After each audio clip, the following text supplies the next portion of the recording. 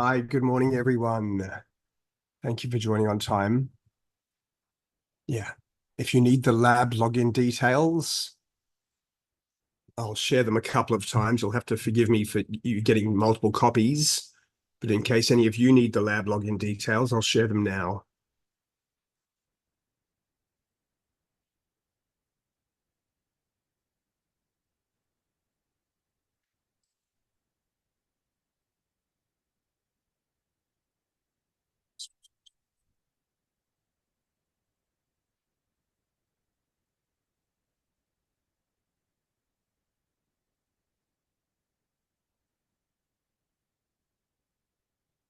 Okay.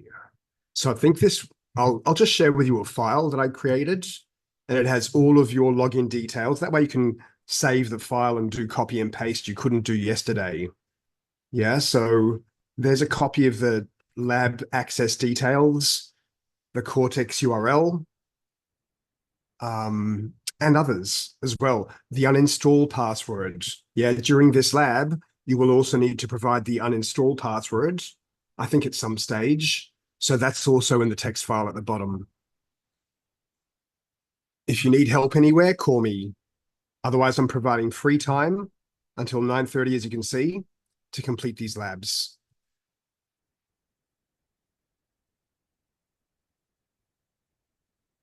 Okay. Can hear me properly, yes? No one said hello, good morning, or I'm talking, right?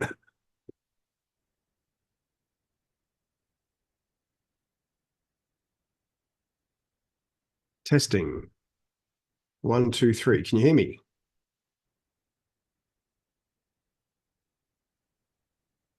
Ah, Gordon, Carter, Gary, and Joseph. Anyone can hear me. Because maybe I have a problem with my audio. That's some with my mic or something. That sometimes happens. That's what I'm trying to find out. Sammy, good morning.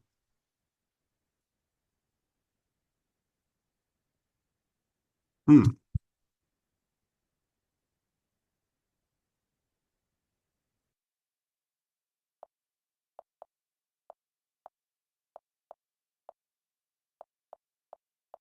Good morning.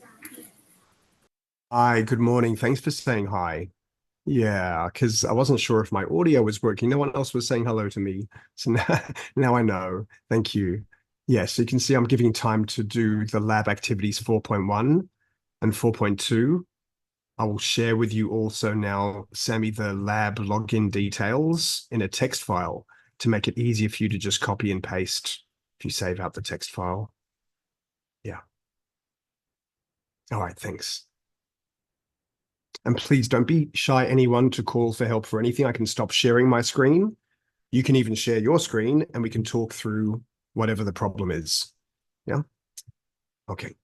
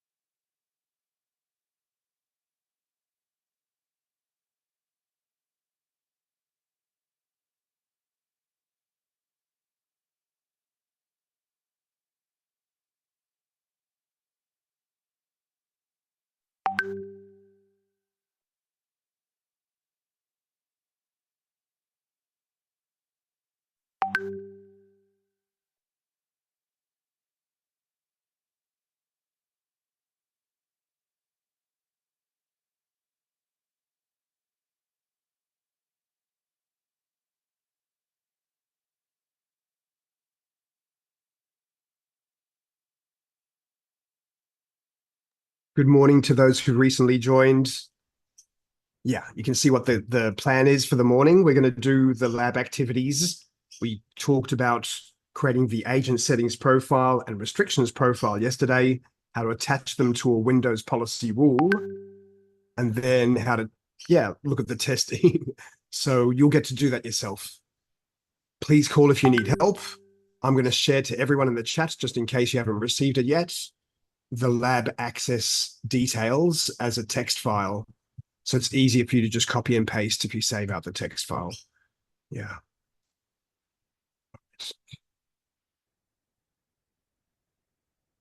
When we get to 9:30, we'll do a bit of a review of day one, and then we'll talk about how we're going to do today, and then we'll get started.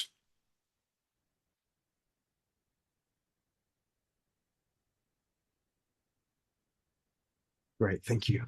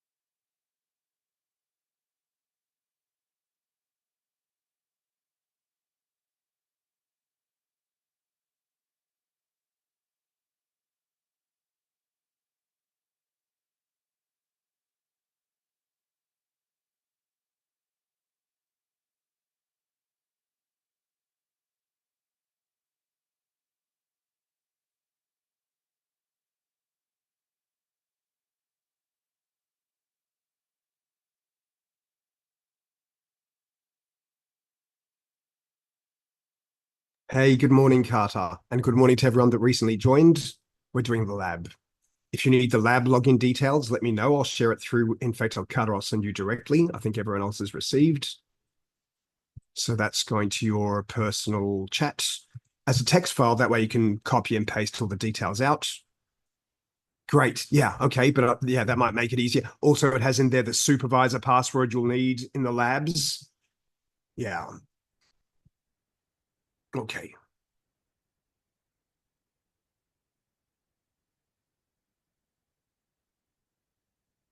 Call out anytime if I can guide you through if you're stuck anywhere. Great. Thank you.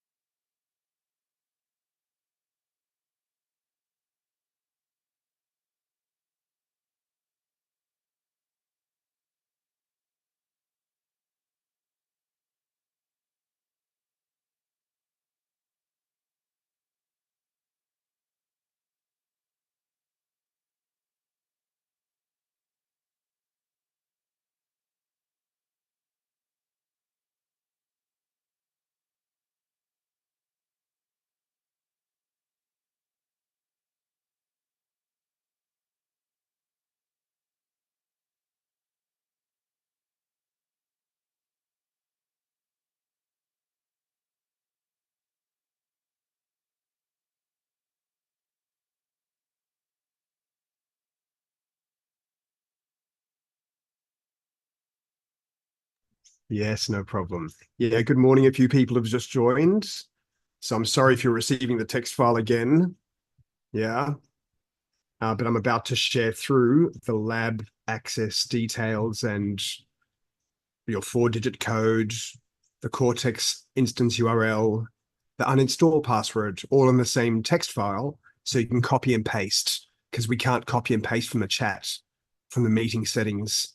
So yeah, take the next few minutes to try and get through activities 4.1 and 4.2, unless you've already completed them. Yeah, I know a couple of people completed them yesterday already. Yeah. So if you have, just take it easy. We're going to start after we've completed this. We'll do a quick review of day one, and then we'll talk about what we're going to cover for day two, and then begin with malware protection. Very interesting module and great lab.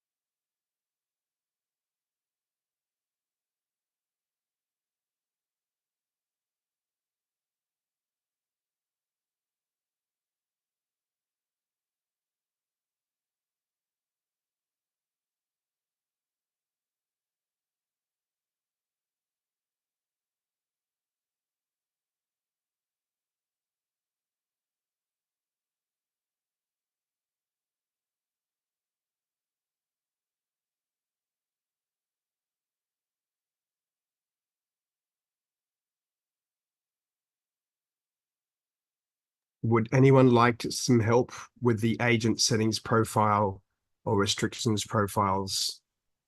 Yeah, this is the kind of environment where I can see what's happening, what's not happening. And I can't see much login activity, let alone work. So if you need help logging into Cortex XDR or yeah, the VM environment, let me know. Otherwise, yeah, we're starting in about 10 minutes. Yeah, I'm going to provide fair time for the labs, but I can't provide too much time. Yeah, so you'll understand.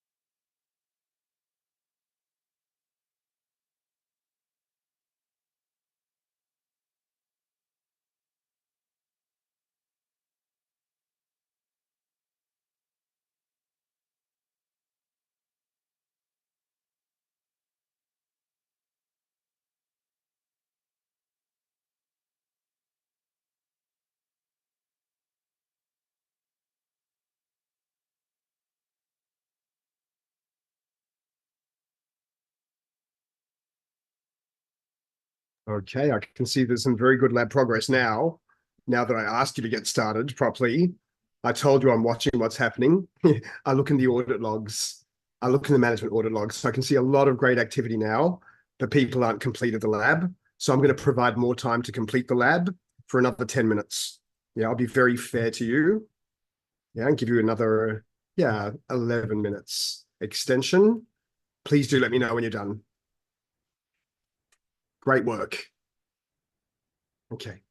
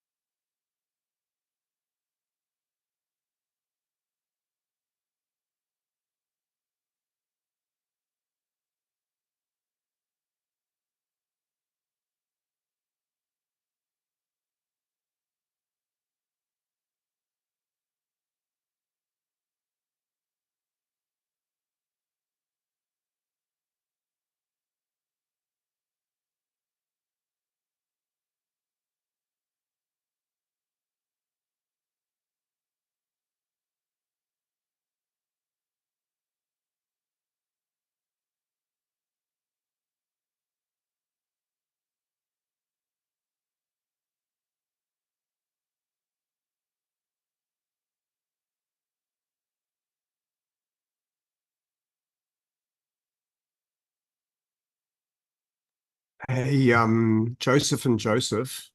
I'm not sure which one is which. Can one of you please put your surname on your Zoom name? Because I can't tell who's who when I want to send a private message. I've got three Josephs. Yeah. So I guess maybe one's Joseph Lin. Okay, I think I got it. I got it. I got it. I get it. Okay.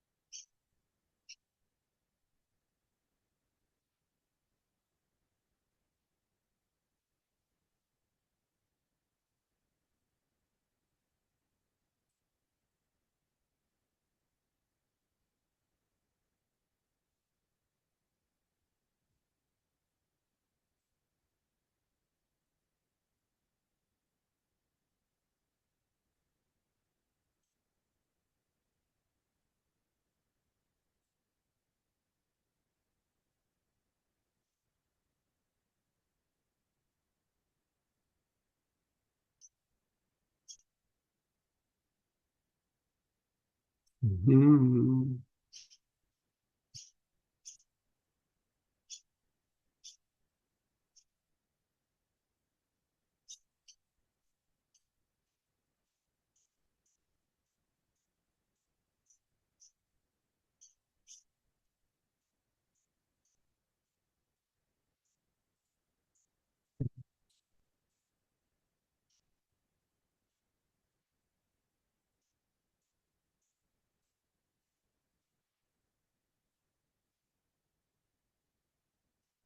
Mhm.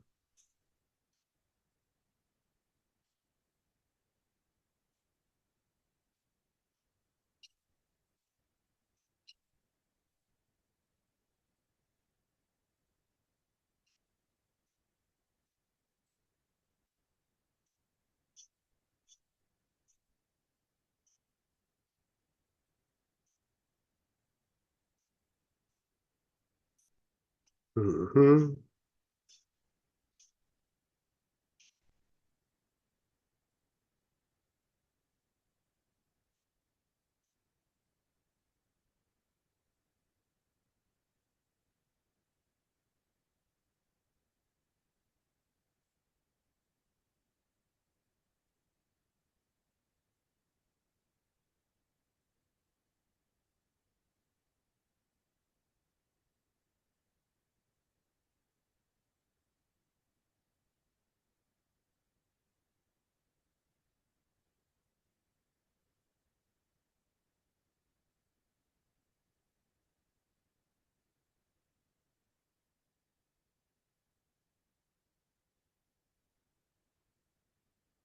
Mhm.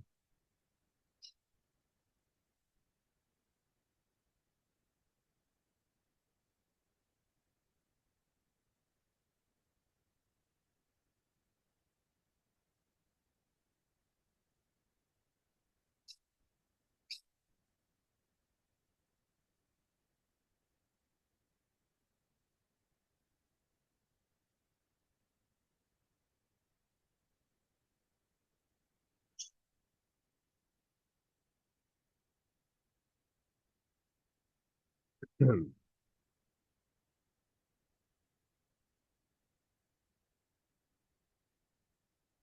Mhm.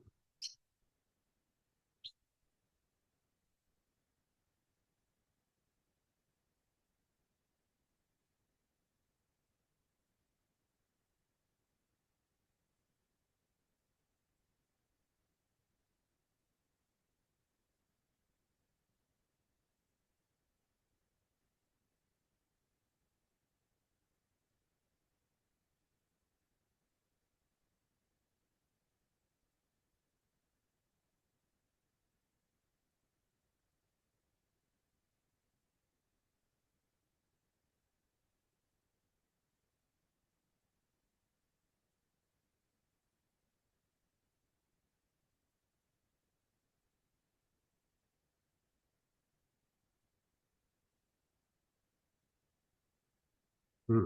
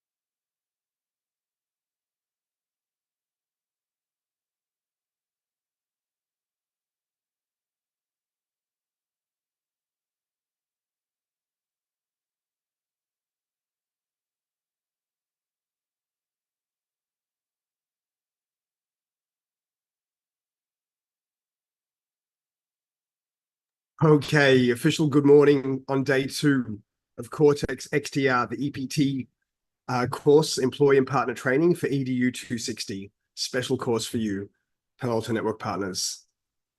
We're going to do a bit of a review of day 1. If you're still doing lab 4, that's okay. When it's lab time again, you'll complete. And then we'll move on, talk about what we're going to cover today and start with malware protection. So yesterday, the first module we went through was an introduction to Cortex XDR. What is Palo Alto Networks Extended Detection and Response solution? We discussed the main components, including the Cortex XDR instance that each customer or tenant that each customer needs to activate, one per customer. And then we also have the XDR agents to deploy to your on-prem workstation servers, virtual machines, cloud hosts as well. We also discussed other cloud components, the role of the customer support portal, and the Cortex gateway as well in module 2. And then we went in module 3 through a navigation through the management console. I'm sure you'll find it's a very simple user interface if you haven't used it before yesterday.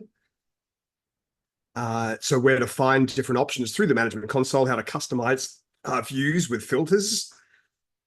And then we went through an introduction in module 4 on the relationship between profiles and policy rules, and you use the agent settings profile to configure agent settings, the agent security settings, which you shouldn't change. We're doing that for lab testing. You also change the visibility options and things like that for the agent settings and the agent settings profile, and enforce restrictions in the restrictions profile to prevent executables from running in the block list folders. Yeah, and then attach them to a policy rule and did some testing. If you have any questions about that lab, now that you've done it, you're welcome to ask now. Good timing. I can demonstrate whatever you missed. Today, day 2's material is to get into the details of how Cortex XDR Agent provides malware protection. We have a great lab for it, but it's a long lab, yeah? So I really need you all, when it's lab time, to be doing the labs, to be able to complete the class by tomorrow afternoon. Yeah, some people are already doing labs over here, right? After we cover malware protection, we will also talk about exploit protection today. How does XDR Agent provide exploit protection for both applications and our operating system kernels? And then we'll do some lab testing on that as well. Another great lab. And we've already seen alerts coming into the XDR management console. But in module 7, we'll learn how we manage those alerts, the options we have when you manage the alerts, not the deep dive into the alert analysis. We'll do that as the first part of the 262 class. So just what do we do and what do we see on the alerts? How can I manage them? And then we'll talk about using exclusions and exceptions in module 8. These are quite short modules. So we'll pretty much stick to this today. And then tomorrow that will leave us with response actions, basic agent troubleshooting, understanding the broker VM and how to deploy it, how to activate one of its applets so that the broker VM can act as a proxy for Cortex XDR communications between our on-prem, for example, our XDR agents and XDR instance in the cloud. It can proxy that communications, the check-ins, live terminal, terminator process. And then the last module is a wind down on understanding some deployment considerations.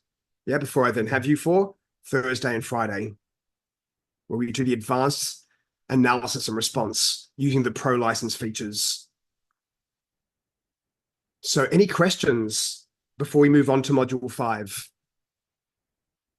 Yeah, feeling a bit better today, so. Oh, yeah, I'm paused. You don't see my Spider-Man again. That's good. All right, so if there are no questions, we're going to begin with module 5, very interesting module on understanding the way our Cortex XDR agent provides malware protection. Yeah, we touched on the basics yesterday, but now we go through a whole module on how it works. So we have multi-method malware detection and prevention. In this module, we're going to learn about how we configure the settings in our malware profiles to change the defaults. We're going to talk about in detail the portable, executable, and DLL examination flow. We're going to go through a few of our MPMs. We have a number of malware protection modules. The behavioral threat protection module is a very important module for XDR agent protection capabilities. We have a network packet inspection engine module as well. And there are many other malware protection modules. We'll also, at the end of the module, look at how we perform on-demand or periodic endpoint scanning and what the endpoint scanning does. So the learning objectives for the module, by the end, you'll be able to create and configure malware profiles. Of course, attach it to your Windows policy rule to make sure that your agent has those malware profile settings. You'll understand the difference between our pre-execution and post-execution analysis and protection types. So when we try to run an executable, we go through the pre-execution phase to decide, should we allow the process to start or block it? If we do allow the process to start, we then perform ongoing post-execution monitoring. So we'll understand in more detail the pre-execution file examination flow, the decisions in order that we use to decide, should we block the process from starting or allow it to start? We will learn about how to configure settings for trusted signers. And what does that mean? The wildfire analysis settings, your local analysis on the agent, how to configure its settings. You'll be able to describe the way Cortex XDR performs analysis of Office files with macros, often containing malware. We have to do macro analysis within a Word document or an Excel spreadsheet. And you'll understand and be able to describe how our behavioral threat protection module works, one of the MPMs, and how to configure periodic or on-demand endpoint scanning. So this module does build itself up progressively. If you have questions, I'd like you to ask, but a lot of those answers will come as we progress, yeah? So first of all, malware profiles, a quick introduction.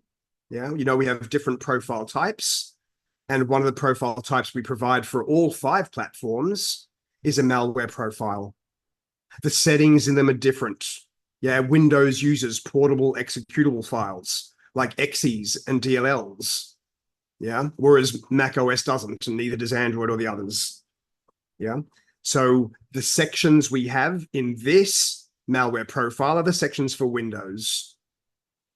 And the way we perform a lot of our malware protection is through malware protection modules, or MPMs.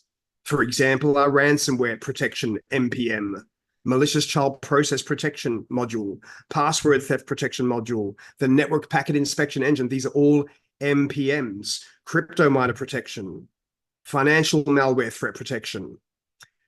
We don't call it behavioral threat protection anymore. We see it as global behavioral threat protection. We have a module, yeah, and this is where we control its settings. So each MPM specializes in some form of protection, yeah, ransomware protection versus financial malware threat protection.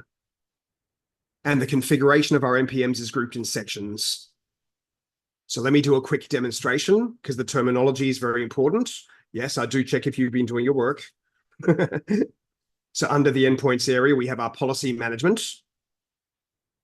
And I don't yet have a malware profile. So I'm going to add for myself a malware profile. All right, for platform Windows, I think you all know how to choose the profile type you'd like, and then we see the malware profile settings. So all the different sections, so I can scroll through or click on them, so I don't need to scroll through the whole form. And of course, I'll prefix it with my code by this week. And this is going to be my malware profile. Okay, now I just want to show you around, and then I'll take you through more detail on them, yeah? Using malware profile, your endpoint and mine, our agents, are all using the default malware profile, yeah? And if I, for example, try to run some malware I find on my workstation or server, which I'll do a little bit early, but if I do find some malware as a user, I don't know it's malware, but I'll try to run it, yeah? And Cortex XDR blocks malicious activity. A suspicious executable was detected. There's the file name, application name, further details that the user can see by default, yeah? Which component detected it as malware? Not Wildfire. It was done through local analysis on my agent. A rule used by my local analysis module on the agent matched it as being very suspicious, yeah? And we see some triggers as well. Yeah, and of course, there's alert in Cortex XDR, right? So we do have malware protection, even with the default malware profile, because we're using all these default actions. Are we performing portable, executable, and DLL examination? Are we going to analyze and prevent malicious executables and DLL files from running? Yeah, and our action mode, use default, is block, which means we are blocking. We are preventing malicious executables and DLLs from running. So it's important for me to point out again what block means, because some people misinterpret what block means. What would disabled mean? I'm disabling the protection. New versions of Cortex XDR now give us a warning, and will keep on giving us the warning in the profile list as well, yeah? There are risks associated with this action.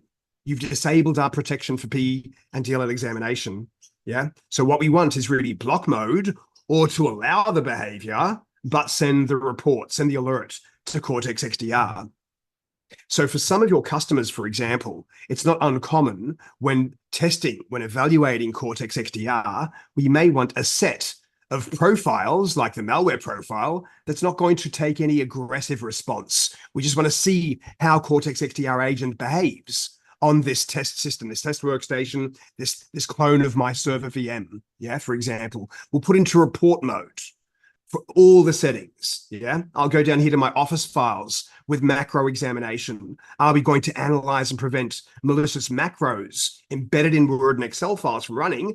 By default, use default, we're in block mode. Again, maybe the customer wants to start with for testing to be in report mode, not to take an aggressive action, not to disable the protect. Well, this does disable the protection, right?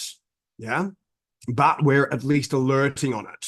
Yeah, so still there are risks, but you could, yeah, for initial testing. Some people ask, how do you do that? Yeah. So please notice the difference between, yeah. I'll just reinforce it. Block is block. We're blocking the bad behavior. Report, we're allowing the bad behavior, but sending the alert to Cortex XDR or disabling the protection. Yeah. All right. And by the way, what's the difference between me saying use default block and me specifying my own setting that is the default setting? What's the difference? Well, if, and I'm not saying Palo Alto Networks would, but if Palo Alto Networks choose to change the default setting, well, I've got my setting configured. The default can't change for us. The defaults can be changed in content updates sent to the agent, but this can't. This is my specific action. I'm not using the default anymore. I've enforced block. Any questions on anything I've said there? Maybe I'm talking too fast. Yeah, so block is good, yeah? Are we going to use the global behavioral threat protection rules? Are we going to prevent sophisticated attacks that leverage built-in OS executables and common admin tools and continuously monitor the endpoint activity for malicious causality chains? Yeah, we'll discuss how that works, but get all of our settings in the malware profile, we're in block mode. Are we going to perform credential gathering protection? We're in block mode. Are we going to provide financial malware threat protection? Because there is some malware targeting financial institutions. Yeah. Again, we're in block mode for everything. I've got a web server running IIS. Do you want to protect against known IIS related attacks?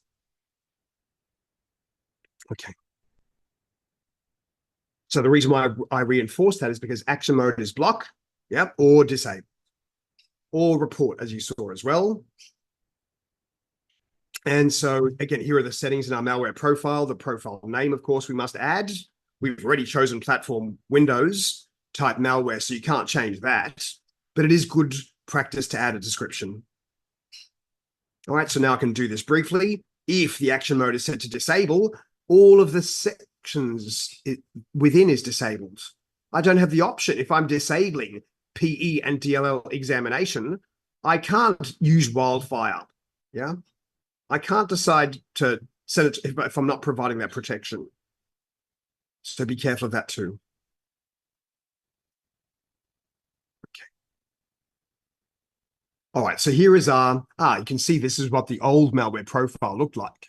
Now it says global behavioral threat protection at one of the sections in our malware profile. If I have the action mode set to block or using the default of block, when there's alert sent by Cortex XDR agent, we'll find the action is prevented and we see blocked in brackets. When you did the lab where you tested your restrictions, where you were in notify to run an executable from the downloads directory, yeah, you didn't see prevented and blocked, yeah. We saw notifications. And the module name corresponds to the alert name. So remember, I ran my malware test file before. So if I find the alerts table, one way of getting to the alerts table, there's no direct link to get to the alerts table anywhere. I can start off by going to the incidents page. And then from the incidents page, I don't know which incident my alert has become part of yet. So I can jump to the alerts table with a button up the top. And then by default, we're seeing the alerts in the last 7 days. And one of the recent alerts will have come from my endpoint. There's a lot of activity happening. So I'll have to filter it based on my host name, which is contains 6718, I think. And there we are. Okay. So there was from yesterday when I did the testing, a low severity alert, attempted execution from a restricted folder when I demonstrated the restrictions profile. And then when I ran my malware, and that was prevented blocked. I wasn't in notify mode. Yeah. And then we see also for the malware detection as well, prevented, blocked. And if we scroll across or click on it, the alert name comes from the module, yeah, local analysis malware, initiated by malware test dog. All right, so they're just trying to show you the correlation of the alert name. You saw mine was local analysis malware, yeah, and then the action as well from the action mode. All right, so now a bit more detail on how we perform the pre and post execution for malware protection. So when we try to run an executable, this is of course a Windows example, then we have a number of different protections that are used in the pre-execution phase to decide, shall we block the process from starting, or if we get all the way through, shall we allow the process to start? Yeah. If we allow the process to start, remember, we then do ongoing post-execution monitoring with other malware protection modules. So just to help you understand this slide, the settings we have, or the boxes we have in this pink salmon color, they correspond to the sections we have in our malware profile. Some of them are NPMs, but I can configure those settings in my malware profile, yeah?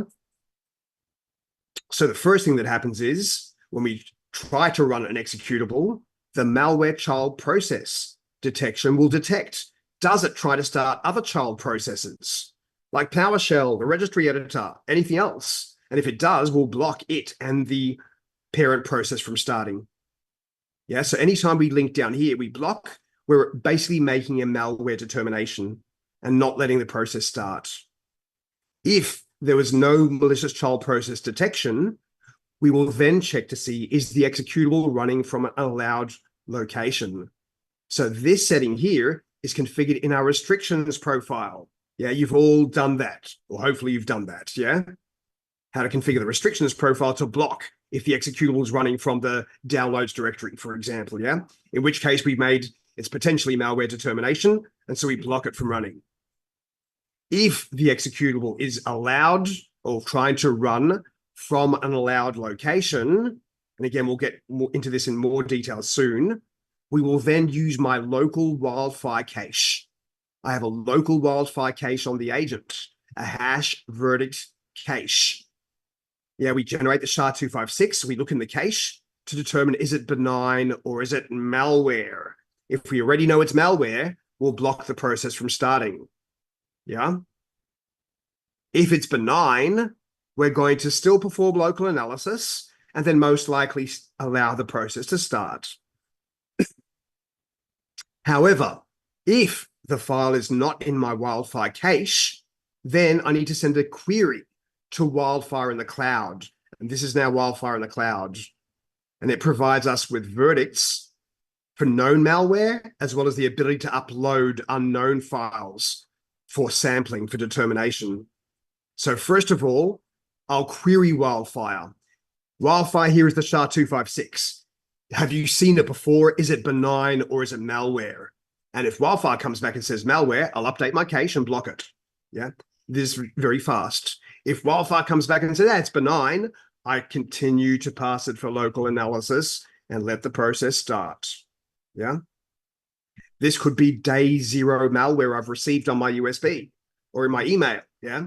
So when I query Wildfire for that hash, it can come back with unknown as the verdict. I've never seen it before. Yeah. Wildfire's never seen it before. And this is the important part, please listen. If the file is unknown to Wildfire, yeah, the verdict came back, by default, your agent will automatically upload the unknown executable, or DLL for that matter, or an Office file with a macro, yeah, for analysis to Wildfire.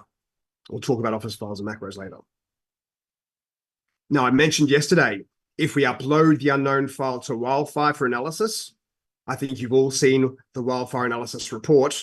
There are a number of tests performed on potential malware, yeah, using different types of analysis, using different virtual machines, and we'll discuss that more. But that takes time for the analysis of an unknown file in the Wildfire cloud, yeah? So if we did upload the unknown file to Wildfire, the user double-clicked on their file, right? We can't delay them for 15 minutes. So if it was an unknown, Wildfire local hash is different from the local analysis hash. Yeah, the local hash is your local analysis hash. It depends on where you got the verdict from, right?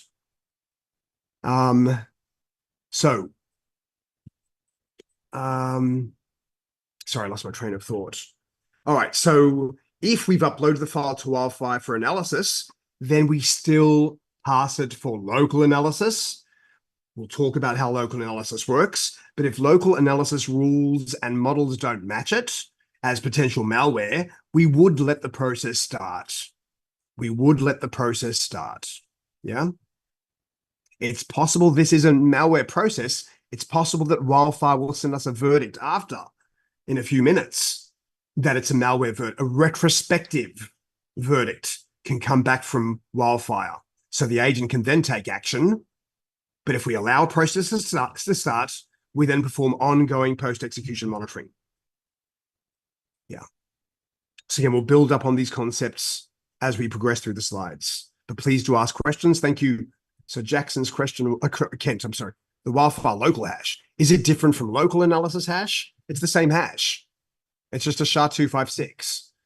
Yeah. So why do we use SHA-256 as well? Like all the other vendors, there's mathematically and highly unlikely for two different pieces of data to share the same SHA-256. Wildfire lookup is motion detected. I don't know, not sure what that means, Kent. Motion detected. The wildfire verdict, the query is based on the hash. And if we need to upload the file, we upload the file. I don't know about motion detection. Motion detection is, yeah, turning on the lights in my garage. Sorry, that's, yeah, okay. All right, so let's keep on going through how this works. Yeah. Now we also, if we have made a malware determination, and we'll go through more how wildfire works and local analysis, but if there was a block of the executable from running, and you feel that it's an incorrect, we need to allow it, this executable, yeah? We need to allow the process to start. Well, then how could you control that? You have the ability to add the file path to the malware profiles allow list. Yeah. So if here we see an alert, one of the options we have, and it's a malware detection, we have one of the options on the manage alert. When you right click on the alert, we have manage alert. We then have the option of adding the initiator SHA-256 to the allow list. Yeah. And that will add the file path to the malware profiles allow list. And you have the option of adding to a global allow list as well. So let me show you that. If, for example, this malware had to be allowed to run, yeah, I'm not going to do this. I'm not going to complete it because then it would run for all of you if I completed it. I could add the initiator SHA-256 to the allow list. Yeah. Are you sure you want to do this? You're going to put it on the allow list. So where is the allow list? I'm not going to do that, right? So the allow list we're going to find is available to us under incident response. We have response and then action center. And here we have the allow list and the block list. We'll talk about both of them, yeah? Very high up in our pre-execution analysis stage, we have an allow list, which is an admin verdict, which says if we match this SHA, it's going to be allowed, the process will be allowed to start. We also have a block list, another administrative verdict. If we match on this SHA-256 hash, we're going to block the executable from running, or DLL for that matter. Yeah, and every 5 minutes, and there's nothing in the allow list, there's nothing in the block list by default. Here we have hundreds, because again, we've used it in the lab many times. Yeah. So if you needed to override the pre-execution decision to allow something to start or to block something that was allowed to start, you can do this from these lists. And every 5 minutes when your agents perform a check-in, we provide them the updated allow and block list. Yeah. So I demonstrated that from the alerts table, from the alert itself. We can do that from within the causality view of an alert when we do causality analysis of an alert. We can also do it from the SQL results table. When you generate an SQL query and we match a file and we see the hash, we also have the option from the SQL results table. Joseph will get to local analysis very soon. Thank you for the question. All right, so let's talk about the PE and DLL examination flow. And I'm going to build up on the concepts as we progress. So remember, we just talked about the allow list and the block list. I just showed you where to find them in the action center as well. Yeah, with PE and DLL file examination, a file that's attempting to run goes through an examination flow. Now, before I take you through the flow, here is the flow. Please just notice at a very high level, if the decision points to this direction, we're making a malware determination and would block the process or DLL from running or loading. If the verdict or the decision links to the right over here, we're saying it's actually benign. We want to allow the process to start. Yeah. And as soon as we make that decision of malware, we don't allow the process to start. As soon as we make the decision it's benign, we allow the process to start. Yeah. So when we go through PE and DLL examination, it serially calls, serially allow lists and block lists and 3 verdict sources. We have verdicts provided by you, the administrator. Yeah. The allow list and the block list, they're admin verdicts, for example. Yeah. And then we have a wildfire official verdict. The official verdict that comes from wildfire from the cloud, we call it the official verdict. And then we have the local analysis module, which provides us with temporary verdicts. This is the order of priority. If the admin verdict is it's in the allow list, that overrides the wildfire official verdict of malware. It would override the local analysis verdict. Yeah. A wildfire official verdict of malware overrides my local analysis temporary verdict that allowed that day 0 malware potentially to start. Maybe it blocked it, but if we did allow it to start, we get a retrospective verdict from wildfire, which overrides the local analysis verdict. Yeah. So first thing is, when we try to run an executable or load a DLL, it must be in a directory in the path that is allowed. Remember, we've discussed the restrictions profile, how to enforce restrictions to block executables from running. So it's already in an allowed path. And then the first decision we make is that SHA-256 in the allow list that we've just seen? And if it is, we allow the process to start. We don't keep on going down. It's in the allow list, or it's not in the allow list. It's in the block list. We block it from starting. By default, it will not be in either of those lists. Yeah, it's not in the allow, it's not in the block. So we then go down to the next decision. Is the file in the allow list for trusted signers? My registry gets updated with trusted signer list. So for example, Microsoft is a trusted signer. So is the file signed by Microsoft? Yep, it's allowed to start. We're not going to consider it to be to make any further decisions during pre-execution. We'll still perform ongoing post-execution monitoring. Yeah, maybe there's some supply chain attack, but it has been signed by a trusted signer that only links to allow, benign. I shouldn't say allow, benign. We allow the process to start. If it was not an executable signed by a trusted signer, is it on the block list of untrusted signers? We'll talk about how to manage these. If it is on the block list of untrusted signers, that's malware. Yeah, not necessarily, but we don't allow the process to start. If it's not on that block list, we then determine the verdict from wildfire, the official verdict. And if wildfire says it's benign, we then allow it to start. If the wildfire verdict is malware, we block it from starting. Yeah. Notice how the wildfire verdict is underneath the admin verdict, the highest decision, highest priority, followed by the wildfire official verdict, followed by the local analysis, temporary verdict at the end. Yeah. But if there was no wildfire official verdict of benign or malware, remember, it might be unknown. Maybe we've uploaded it to wildfire for analysis. We will then check the allow list of known signers. If it is on the known signer list, not trusted signer, but known signer, maybe one of your third-party developers. Yeah, you can allow the process to start without performing local analysis. Otherwise, we perform local analysis. Local analysis is a module during pre-execution that is built using the models in the using machine learning models built in the Wildfire Cloud and rules built in the Wildfire Cloud, but downloaded and made available to our agent.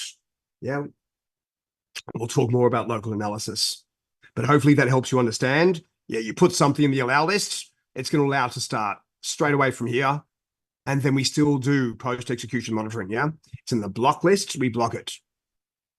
Very good, Kent. I'm so glad. Because many people, that it starts clicking when we start seeing the logic flow. Yeah, and remember, whenever we make the decision of benign, well, we still do the ongoing post-execution monitoring, right? Yeah, and any malicious behavior is going to then signal the agent to terminate the processes, send the alert to Cortex XDR. So again, we're going to keep on building on these concepts now, yeah? We want to understand more about how Wildfire works. So here is my Cortex XDR agent on-prem or at home or wherever it is. Yeah. And here's Wildfire in the Cloud. Yeah. This is the big box on Wildfire in the Cloud. So what does Wildfire, Wildfire, I mentioned yesterday, they provide a regional cloud service. There's one for India, one for Singapore, one for AU. The Wildfire region that we used for the regional cloud is the same region where your Cortex XDR instance is. So if you activated your Cortex XDR instance in Singapore, then the Cortex Data Lake instance, where we send the alerts and logs, is also in Singapore, and your agents will also upload unknown files to the Wildfire regional cloud in Singapore. Yeah, we keep the customer data in that region. So Wildfire provides two different services. The file analysis service, that's what we're going to learn about here, which can create a verdict. Is it malware? Is it benign? Or is it benign but low confidence, like a browser helper object or something like that? Yeah. And it also provides a verdict query service. Very simple for us to, we've already generated the hash to look in our Wildfire cache to then do a real-time query. Hey, Wildfire, what's the verdict? Have you seen it before? Is it malware or is it benign? Yeah. It's when the verdict is unknown that our agent uploads by default. You can control it in your malware profile, but by default, we upload the unknown file to Wildfire for analysis. And what does Wildfire do to start off with? Well, it performs static analysis of the file. So they receive millions of samples every day. Yeah, they've processed millions of benign, millions of malware samples as well. So using static analysis, they can detect known exploits, known malware, and new variants of those exploits and malware using many different rules. And maybe from there, they determine it's actually malware. But if through static analysis, it doesn't detect malware or exploits, it then performs dynamic analysis. They detonate the file to reveal zero-day exploits or malware. And that dynamic analysis happens in different types of VMs. You saw Windows 7 with SP1, Windows 10, different Adobe Acrobat Reader version, different browsers. They perform dynamic analysis. And some malware is VM aware. If the malware determines it's running in a virtualized environment, it doesn't do what it's supposed to do. Yeah. So what happens within Wildfire is it has a heuristic engine that dynamically steers highly evasive, suspicious files, even for bare metal analysis. Yeah, bare metal analysis is not running on a VM. They detonate it on bare metal hardware, yeah, with the operating system installed, not running on a hypervisor. And that takes even more time, and you're not the first file that was uploaded, yeah? And not every file needs to get bare metal analysis. You'll see in the report whether it got bare metal analysis. But through the analysis, XDR will determine a verdict. It's benign, it's okay, it's safe, or it's malware, shouldn't be allowed to start, or it's benign with low confidence. So you can treat grayware, questionable, as I want my agents to treat it as benign, or I want them to treat it as malware. If I don't have a definite verdict, you can choose. All right, so that's in the cloud, remember, yeah? Now, what happens if I don't have an internet connection? Wi-Fi's gone down, whatever it is, right? I still can try to run an unknown file on my workstation. I don't have access to the internet, yeah? So, and sometimes when we do have access to the internet, still my local analysis module on the agent kicks in.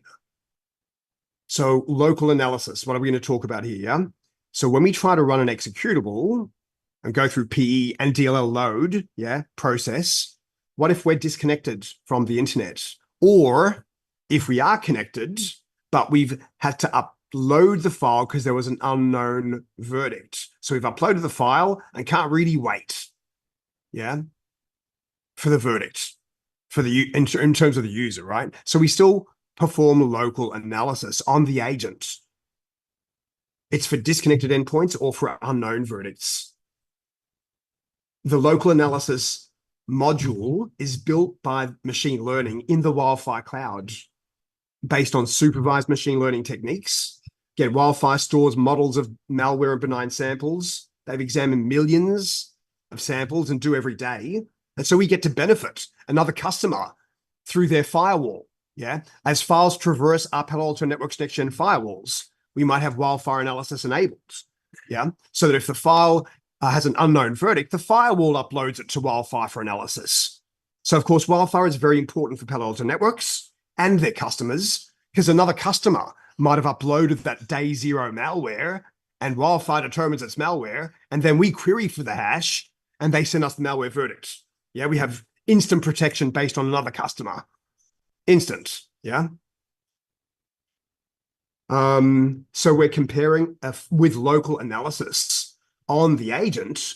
We can compare a given file with those machine learning built models by inspecting it for hundreds of different file properties, import functions, analyze the size of the PE header and the settings of the PE header itself, file compilation options.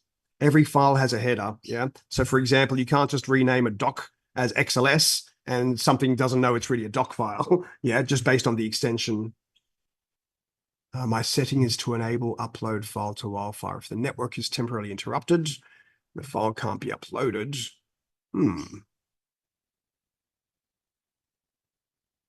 So your network is temporarily interrupted.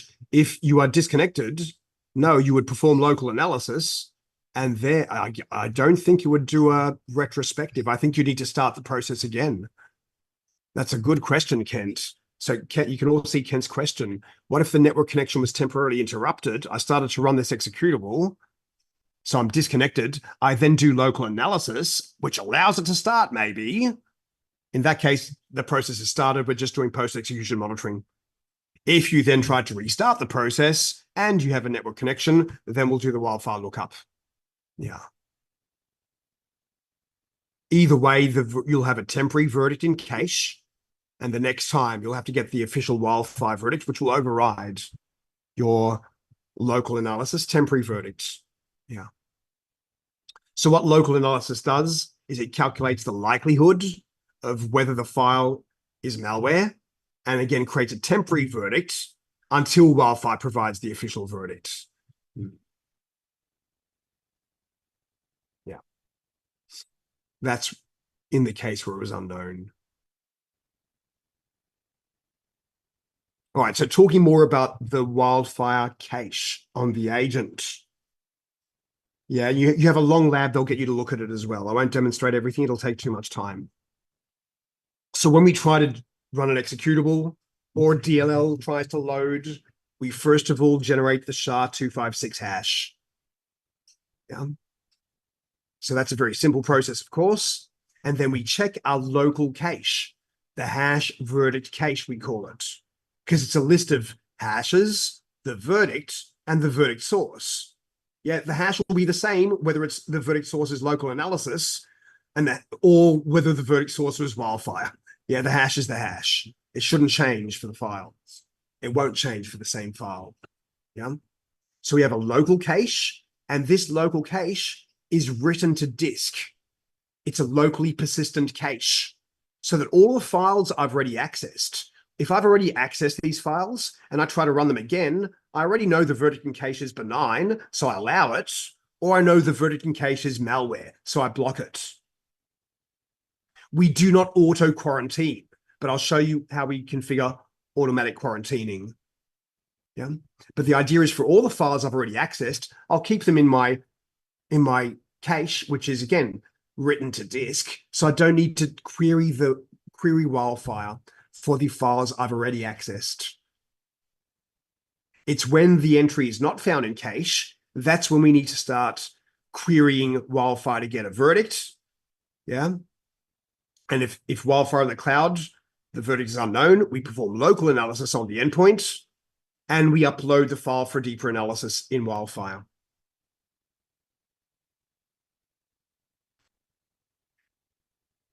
So again, we do not automatically quarantine a file determined to be malware. We block it from running, from starting. but we do have the ability to auto quarantine malicious files. Yeah, this is the agent would perform the automatic quarantining. Let me demonstrate it briefly before we talk about it from the slide. So I'll go back to my malware profile. Ah, good. I haven't even saved it off yet. So in my malware profile, if we go back up to the portable, executable, and DLL examination section, yeah, I'm in block mode for malicious executables and DLLs, but by default, we do not quarantine malicious executables. That's disabled. Yeah, so I would like to quarantine based on only a wildfire malware verdict, the official verdict, or I'd like to quarantine based on the wildfire verdict or a local analysis malware verdict. Yeah, I'm going to perform automatic quarantining. And what's the action when the file is unknown to wildfire? Well, by default, we run local analysis. Some high security environments say, you know what? If it's unknown to wildfire, I want to block it from running. You could do that. Yeah. And use default, thank you. And what's the action when the file is benign with low confidence? The verdict from wildfire. Well, by default, we'll run local analysis, or I can treat it like it's benign with allow, or treat it like it's malware with block. But by default, we run local analysis if it's benign with low confidence. So I'm going to create my malware profile. Yeah, create it successfully. Quickly jump to my Windows policy rule. Somewhere in the list, not too far down. My Windows policy rule. I'm editing it. I think you've all done good rule management so far, so I won't overdo this. My policy rule name doesn't need to change. I need to attach my malware profile. Sometimes it catches, there it is. I need to attach my malware profile. I've got my restrictions and agent settings and the default profiles for the others. Reconfirm my targeting, which was based on my group, static group, which has 2 members. Yep, all good. And then observe the summary, confirm, done. Is it done? Not until we optionally reorder. Mine was too far down. I like to reorder mine to make sure the rule matches correctly. Yeah, and so I can find it again somewhere there and then save.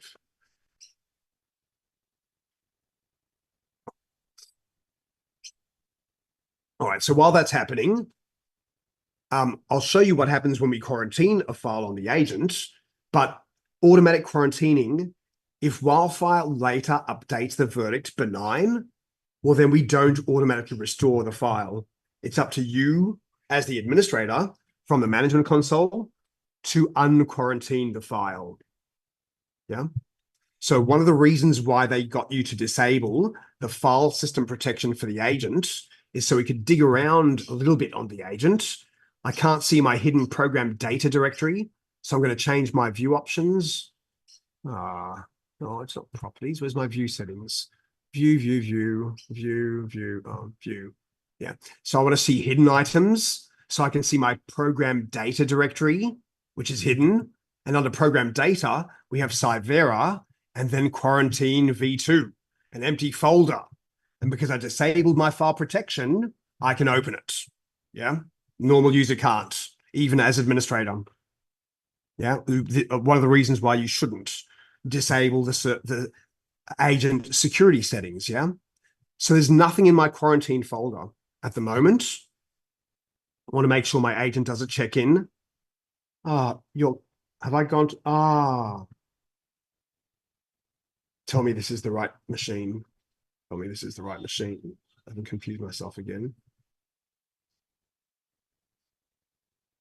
Do I have Cytl still installed? Yes, it's the right machine. So what's happened here? I can't see my tray icon. Yeah, I can't see my tray icon. What have I done? My last demonstration yesterday, I forgot to change my agent settings to re-enable the visibility of the tray icon and the XDR agent console, which I need. So let me just find my agent settings profile. And under the user interface settings, I'm going to use default to make the tray icon visible and the agent console access enabled.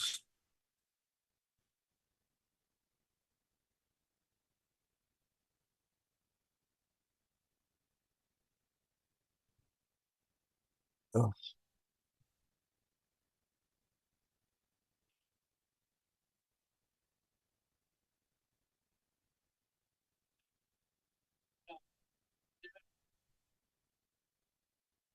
All right, so I'll include all the endpoints whose names contain 670 or 671s. That should match all of us. Good work, because I saw lots of us. Yeah, I think everyone's got their endpoints connected. So here's mine. I'm going to force it to do a check-in just so it gets the profile and policy updates. And hopefully now we'll find in a few seconds the tray icon will become visible again. And I'll then do my demonstration as well, yeah? Because I'll know also my malware profile would have been applied to. Just be a little bit patient. Wait for that check-in to complete. And hopefully it will just become visible any second. There it is, right? Yeah. Okay. So console, out of interest. All right, all working. All right, going back to my malware execution. You saw me run the malware before from the malware directory. Don't run yours until the lab testing, yeah? And if I try to run that malware again, this time on the bottom right, yeah? The file has now been quarantined. So it's the same suspicious executable detected, maybe different details. Maybe the verdict source is different. You saw before the component was local analysis. Now the component is wildfire, yeah? From a wildfire official verdict. So if you look back in the folder list, my malware test dog, not the one with my number, has been quarantined. It's been renamed and hidden from the user. Yeah, so if I refresh the folder here, it was renamed and no longer an executable and moved from its original location. Yeah. Now, if we determine that that file needs to be restored, yeah, there is no automatic unquarantine. So I need to go back into my action center. I'll find through the file quarantine list, yeah, on 6718 WinPoint, that file would confirm it, yeah. But the process would be to select the files you want to restore and then restore all files. This restores it to the agent. It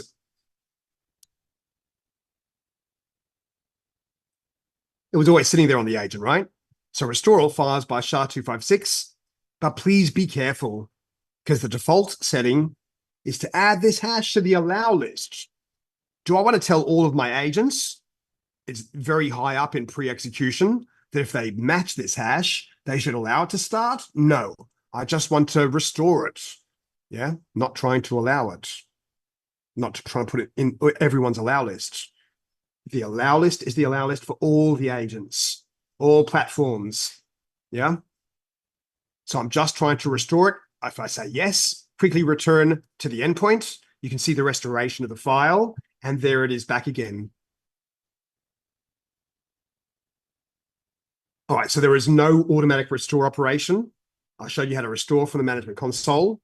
We have a quarantine folder on each endpoint. And in your agent settings profile, there is a 5,000 meg limit for the logging of the agent.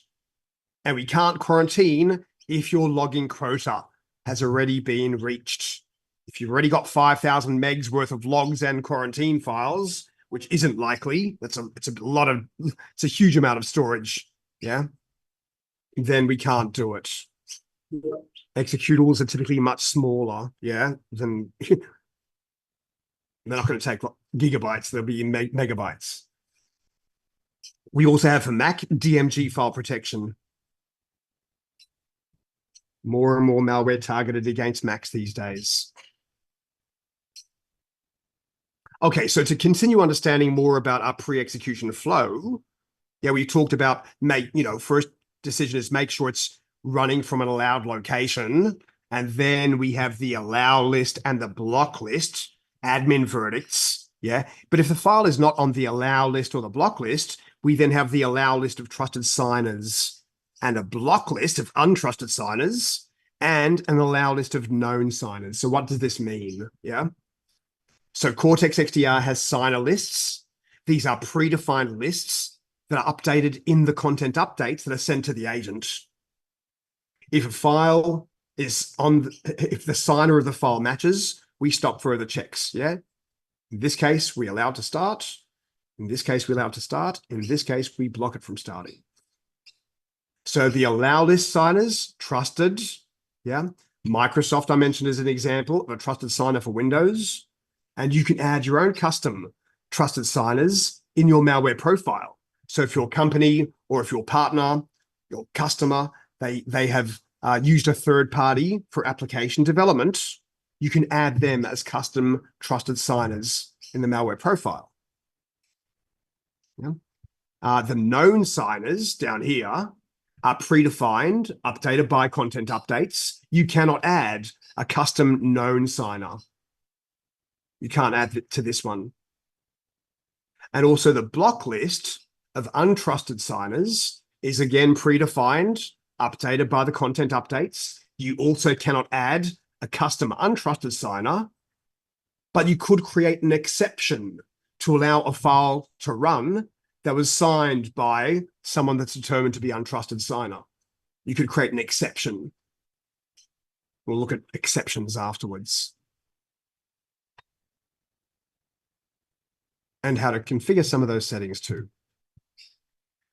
All right, so in our malware profile, one of the first sections we have under general is portable, executable, and DLL examination. Remember, we're in block mode by default. We are providing multiple NPMs to decide whether a file is allowed to run. The settings to control quarantining, which is disabled by default. The settings to control what do you want to do when the file is unknown to Wildfire? Block it or run local analysis and potentially allow it to start? Excuse me 1 second, please.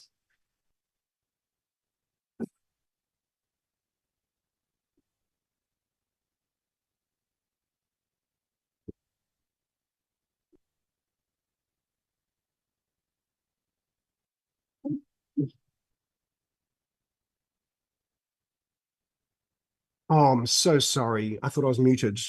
I'm so sorry, everyone.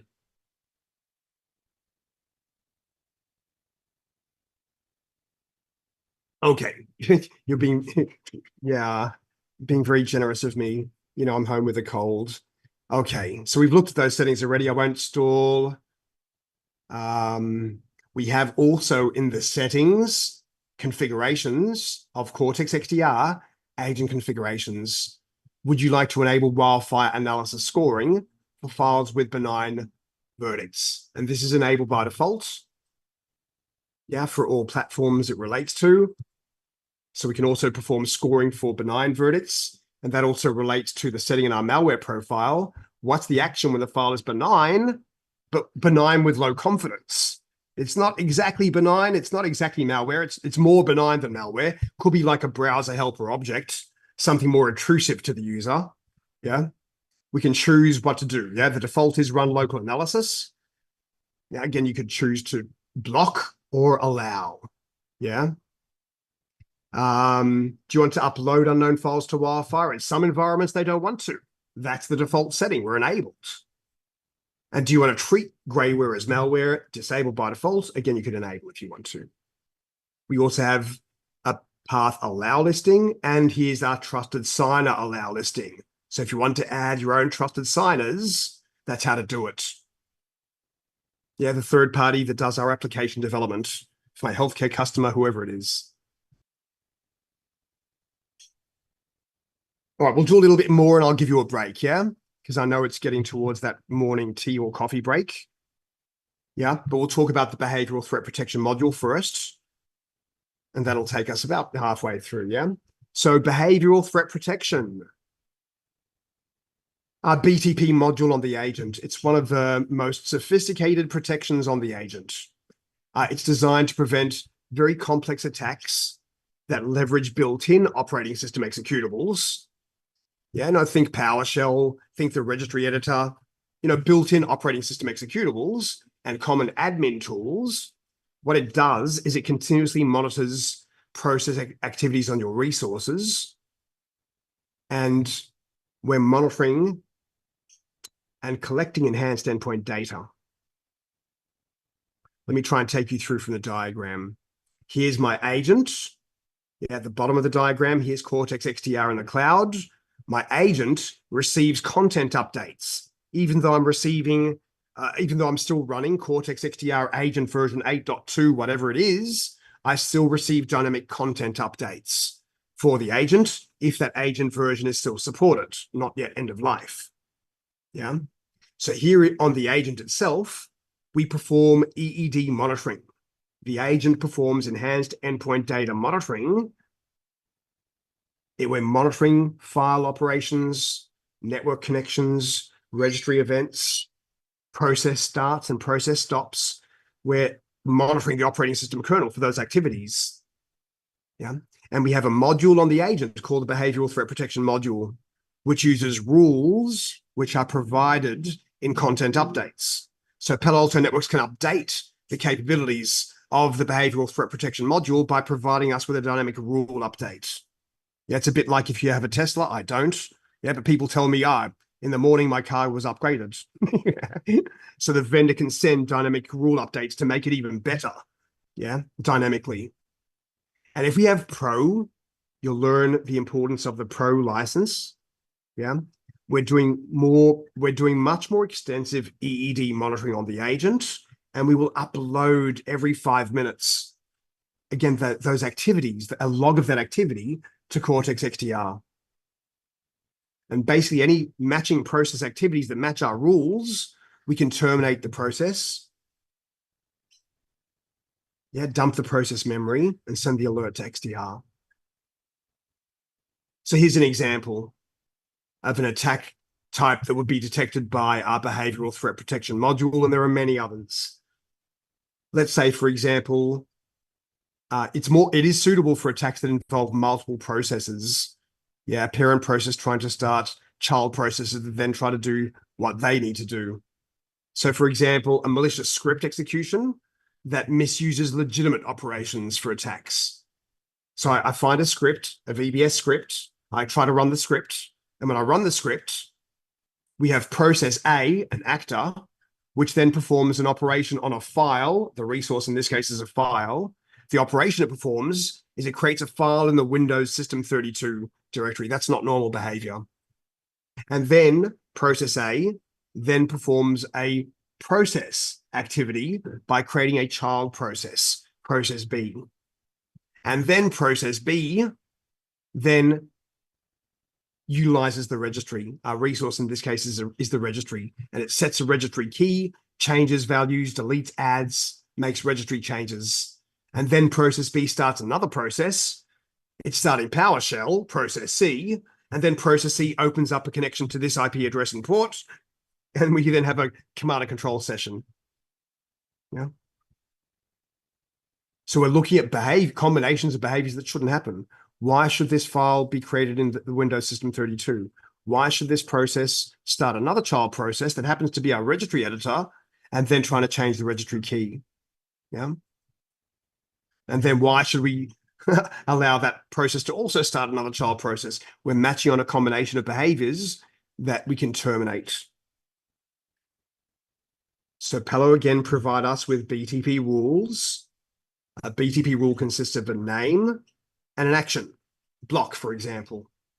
Yeah, the type of malicious operations that we're identifying with BTP are causing a process to automatically start after reboot.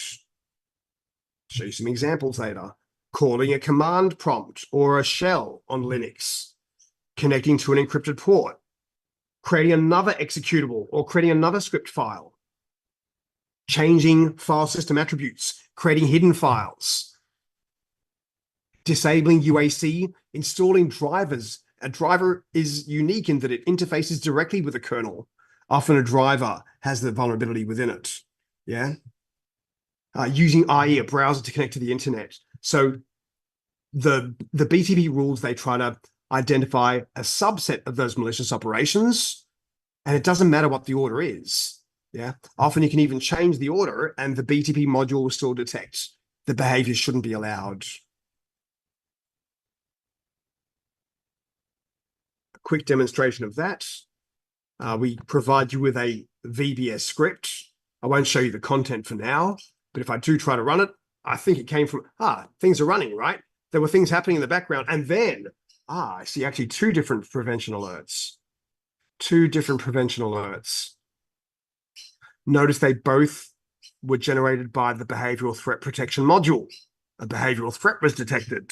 If we look at the details of the first one, when I ran that VBS script, and here's the command line for it, remember we sent 2 alerts to Cortex XDR as well. We see the behavioral threat protection module is the component that provided protection, and the rule that was matched, heuristic B Verloc simulation. Another rule was matched by the BTB module. 2 rules, 2 malicious behaviors. And this is going to be a different rule that was matched. It's also the behavioral threat protection module, but this is the rule called heuristic B staged malware activity. Yeah. And again, we'll see the 2 corresponding alerts in the alerts table as well. I'll talk more about that script at the right time. Yeah. So we have a section in your malware profile. It says global behavioral threat protection now. This is an old slide, but we are preventing sophisticated attacks that leverage built-in OS executables like your registry editor, PowerShell, and others, and common admin utilities by monitoring the endpoint activity for malicious causality chains. Yeah, if the behavioral threat protection module were in block mode by default, it will not quarantine a file determined to be malicious. Yeah, so that's disabled. You can enable if you want to.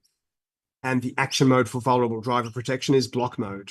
We're not allowing the installation of vulnerable drivers. We'll learn more about this module as well and see it in action as we progress through the week.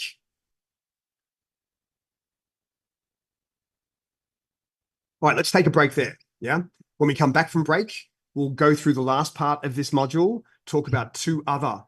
This is, I didn't mention, but hopefully, yeah, the behavioral threat protection module is one of the post-execution monitoring NPMs, like this one and like other ones. So we'll touch on a few others, endpoint scanning, and then give you time for the lab.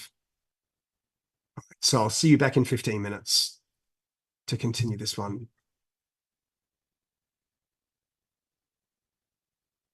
I will call it 10. Yeah. And that way you can have a break when it's lab break time. Yeah, 10 minutes is fine. See you back then. Thanks. Thanks, Manuel.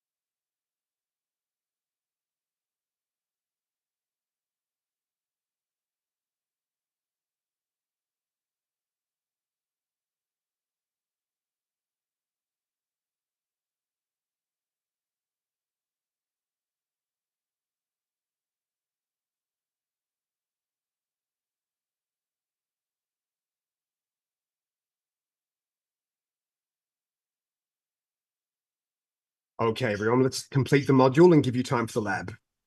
So the next part, we talk about the Network Packet Inspection Engine module. I need to cheat and get my lab guide out a bit because there's a URL I can use to demonstrate it as well. You will in your lab testing also. But give me 1 second. Should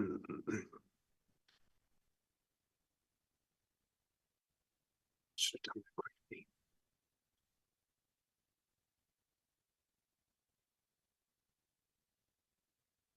Almost there.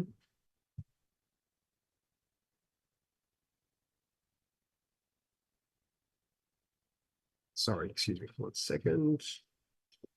Okay, there it is. Yeah, it's not a very straightforward URL. So, okay, first of all, we'll talk about it. I found it. So we have a Network Packet Inspection Engine module. What is the module? To understand it, first of all, this is one of our post-execution monitoring NPMs, and it blocks malicious traffic at the network layer. It provides more network related information to the cloud also for further analysis, and can also decrypt traffic, including SMBv3. Yeah, if you're connecting to a share, for example, we see the decrypted SMB3 session. So what the Network Packet Inspection Engine provides is we're leveraging some content rules created by Palo Alto Networks. Some of you may be familiar with our firewalls. They have a set of capabilities with Threat ID and App ID. So we have both the App ID signatures and some of the threat signatures provided to next generation firewalls, as well as signatures that are or rules unique to Cortex XDR. Yeah, this works for both IPv4 and IPv6. And the rules used by the engine are also updated by content updates. And the binaries and script that makes up the engine can also be updated by the content updates. So I'll give you a demonstration what it can do, but it's enabled by default in our malware profile. So even if you're using the default malware profile, we have this Network Packet Inspection Engine enabled, and it can detect things like command and control traffic connections, which is what I was going to demonstrate for you. So let me just try to enter that URL myself. We will have to use Firefox for this one. Yeah, when you do your testing, you'll get a chance to do this yourself. Okay.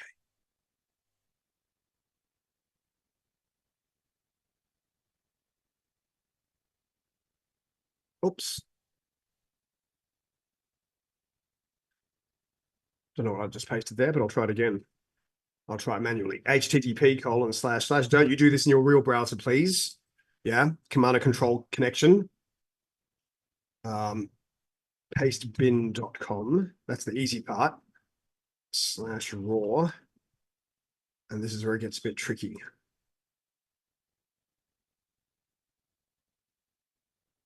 Okay, so a user clicks on a URL in an email or something like that. Yeah. And all of a sudden, Cortex XDR blocks malicious activity. A suspicious network connection was detected. And if we look at the details from the agent, yeah, we see that it was the Network Packet Inspection Engine module that detected a suspicious network connection. Yeah. And of course, we have the alert in Cortex XDR. I don't have the alerts table somewhere. I do, though, as a favorite. I like to keep my alerts table as a favorite. Yeah. So I should find that alert. One of the most recent alerts. And there it is from me. And a signature match detecting malicious traffic covertly utilizing Pastebin as command and control service. And all the other details on the alert itself. Initiated by Firefox. That's just a quick demonstration, yeah? So enabled by default, we had the high severity alert come through. If I showed you the alert name, this would be the alert name and the action prevented and blocked. Here they're doing the causality view of the alert, if you haven't seen this view. So I'll take you back to the alert. And another option we have on alert is we can use the option to investigate the causality chain. And this is what we spend a long time going through on Thursday morning, yeah, and Thursday afternoon as well, how we do the advanced analysis. But this is a non-stitched alert. We're only using the prevent license, but still we provide you with a causality view, the causality graph. Yeah, so now I can see the permissions with which the process ran. Student, this is an alert node. Because the alert node is selected, we see the alert details down here. Yeah, we've identified Firefox, yeah, to be responsible for the alert, but Firefox is benign. And if I can see that with the color blue, there's nothing wrong with Firefox. If I hover over Firefox, my analytics engine has built up analytics profiles about Firefox, identified behaviors of this version of Firefox in our environment and other process information. And by clicking on this process node, we see its details down the bottom. If I click on the alert node, we see its details. If this process was still running, I could terminate the running process. Is the process running? I'm not sure. No, it wasn't. We terminated the process, right? You can see Firefox is not running. But I've got options within the causality view, so I could terminate. Do I want to quarantine Firefox? No, I don't. Do I want to get a verdict from VirusTotal? Do you want to add to the block list? And other actions we can perform from the actions button as well. So this is called the causality graph. We'll spend a long time going through how to use it, yeah? Okay. So let's finish off the slides. Here's what the user saw, the prevention pop-up, yeah? The network packet inspection engine being the component and suspicious network connection detected. So we're able to block network connections, yeah? Malicious network connections using the network packet inspection engine module, as I just showed you. And we have a number of other malware protection modules just to tell you they're there. This one we'll go through in a bit more detail. It looks similar to the first settings we looked at. The first settings we looked at was portable, executable, and DLL examination. We have another section on Office files with macro examination. And we're in block mode. Yeah, we're analyzing and preventing malicious macros embedded in Office files from running. So when we examine a VB script macro contained within an Office file, it's similar to the PE and DLL examination flow. We will block opening if malware is detected, and you have the ability to add files to the allow list if you needed to. Yeah, we have an allow list the normal allow list for exclusions in the Action Center. And when we examine a macro, we send the macro's hash to Wildfire for a verdict, not the hash of the entire file. Yeah. If the hash of the macro is unknown, then we'll still use local analysis to examine the macro within the file. And we will then later upload the entire file to Wildfire for analysis. So the file containing the macro is sent for analysis, not just the macro. And they're the default settings, yeah? When the action is unknown to Wildfire, we run local analysis. Do you want to upload unknown files to Wildfire? That's enabled by default. Right, one of the modules that runs during pre-execution, we have a malicious child process protection module, which blocks known targeted processes from launching legitimate child processes. So for example, let's say we open an Office Word document. Embedded within the document, there's a VB script. There's a macro contained within the document, and the macro starts to run when we open the document. And when the macro runs, it then launches another child process, PowerShell, and then PowerShell starts performing other actions. It downloads a zip file from a web server and then begins extracting and it's the software, the malware from that web server to then, maybe initiate a command and control session or something like that. So what we're doing is we're trying to identify known targeted processes like Word. Yeah, why should Word, when we open up a Word document, why should PowerShell be a legitimate process to start? Yeah. So malicious child process detection identifies there are some processes like Word that shouldn't be starting PowerShell. It's not legitimate use of Word. And again, the malicious child process protection module is enabled by default. Yeah. Preventing script-based attacks used to deliver malware by blocking known targeted processes from launching child processes commonly used to bypass traditional security. Now, and we're in block mode, yeah, if you have a conflict with one of your processes, the malicious child process protection module prevents it from starting a child process. It identifies the child process to be malicious. Well, then you can configure an exception for it. Yeah. So we can go into the malware profile, into this section here, processes in the allow list. And there's nothing in here by default. But if you add, you're saying this parent process is allowed to start this child process, optionally with command line parameters as well, and then enter on that. So it stores it there in the profile. So this would be an exception, yeah? If this child process was being prevented from being started by this parent, how you would allow it. Okay. Another module we provide is ransomware protection. Yeah, we are all sometimes even the unintended victims of ransomware attacks. They might be targeted to one industry or organization, but sometimes we're the victims as well. My poor dentist, they got hit recently as well, and they contacted me, the IT guy, straight away. I'm not their IT guy, but they thought I could help, and I did. So what does XDR Agent do for ransomware protection? Well, we have a behavioral analysis technique that will detect and prevent ransomware from encrypting files on your agent at an early stage. We can't guarantee we'll prevent some files from being encrypted. After typically they've been exfiltrated, they then get encrypted by the ransomware agent. Yeah, so we can't guarantee that some files haven't been affected. But what we do is we create automatically hidden decoy files that are spread through your file system. And if any process tries to modify the decoy, any process, we will terminate the process and again, dump the process memory, send the alert to Cortex XDR. Now, these file names, they change. The file names and locations of the decoy files, they get dynamically updated. Otherwise, a smart malware developer, yeah, they would, code their malware not to touch these files if they were known file names, the same file names always. So ransomware protection is turned on by default, right? If we open up a command prompt, there I am in my home directory, I do an attrib command, yeah, we'll see a lot of those decoy files, yeah, and they're spread around the file system, not just in my home directory.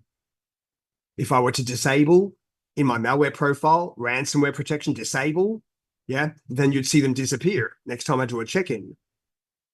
And we're not providing the ransomware protection.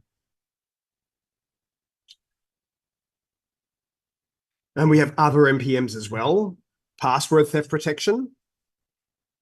The password theft protection module, again, post-execution monitoring, is to prevent attacks that utilize a tool called Mimikatz.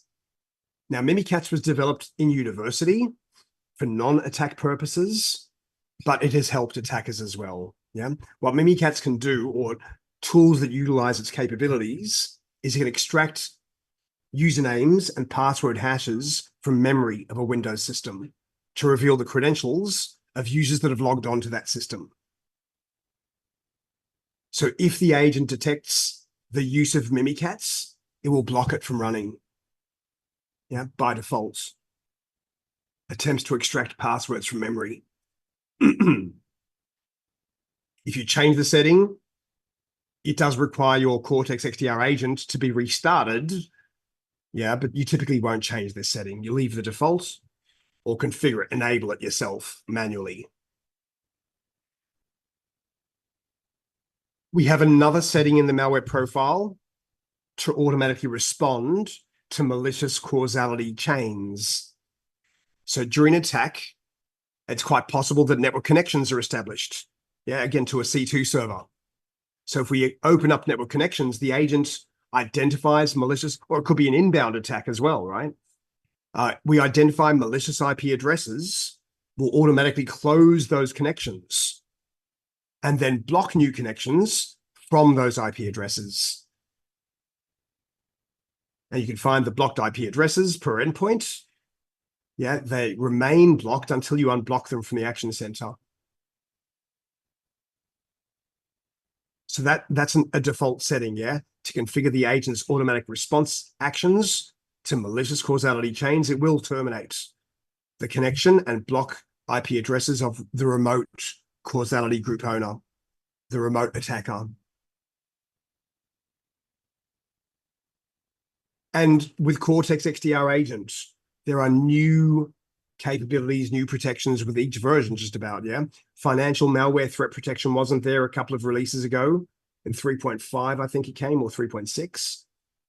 Anti-web shell protection is new. There are many new capabilities. And with anti-web shell protection, we're protecting from processes that attempt to drop malicious web shells, so web shell attacks, by monitoring the endpoints. So turned on by default as well. We also have credential gathering protection module to target attempts to access and harvest passwords and credentials from a Windows system and terminate those processes. A section on financial malware threat protection.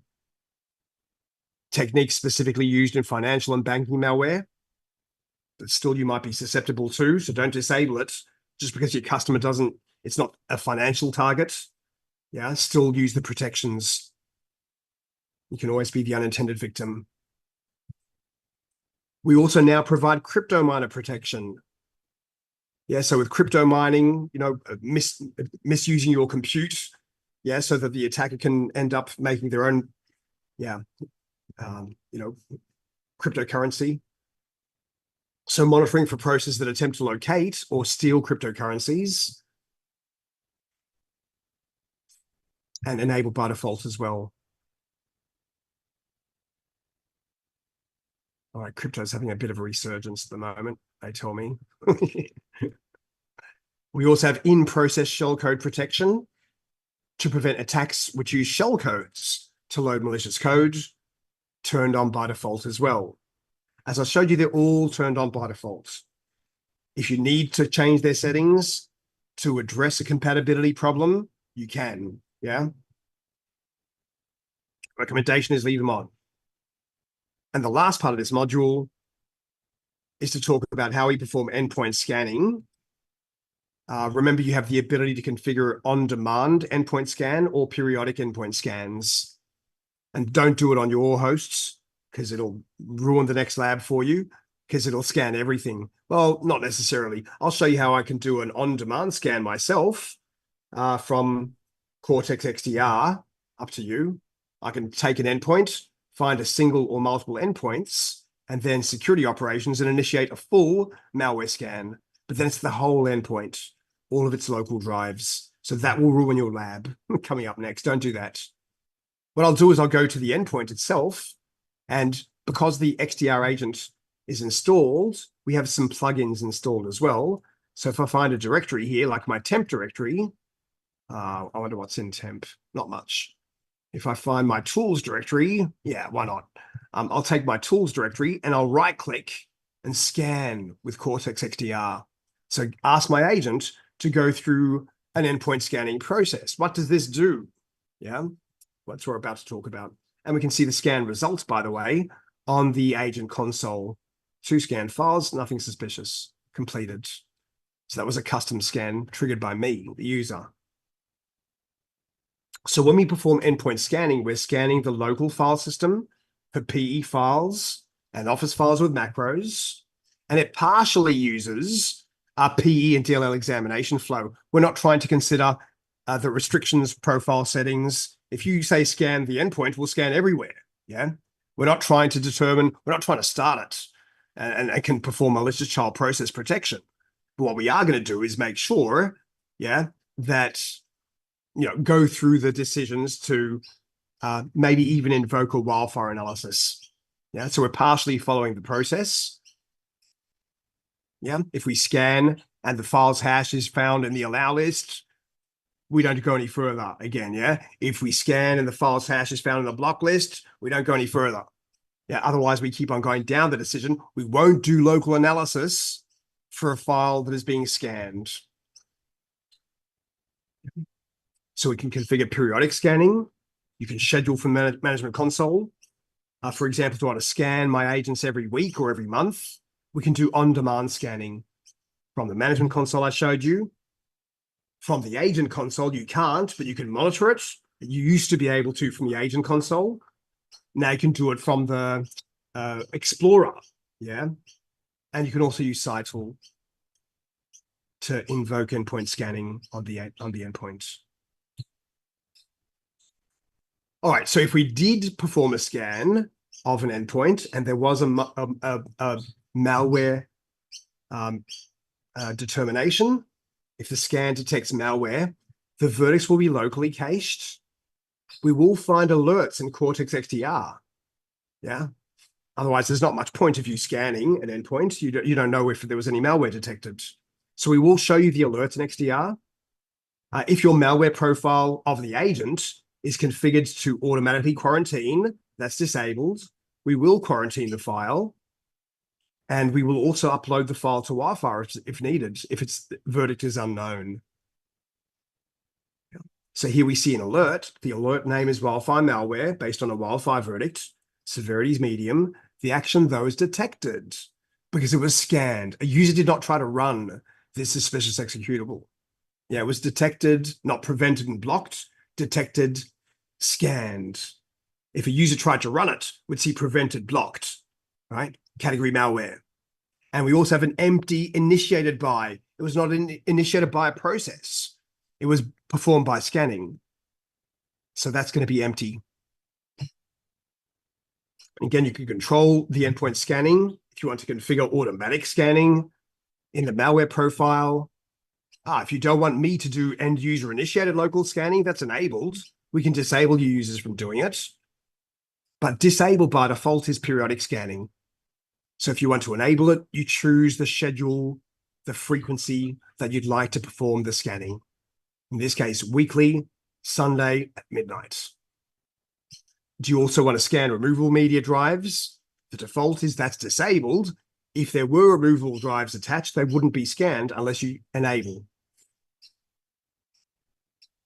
And you can place things in the allow list so we don't go any further down the decision. We're not scanning mapped network drives, we're just scanning the local drives. All right, from Explorer, yeah, don't do this again in your lab until maybe Friday, or find a small directory with a couple of files if you want to try it. Don't do your malware directory. It'll spoil this next lab. That we have brand new malware never seen by Wildfire before, right? So when you ran your prep script, we created for you brand new malware never seen by Wildfire before. So we don't want to go and scan too early. Yeah. So the idea is our first time run of brand new malware, hopefully it'll get blocked from execution, but I missed it.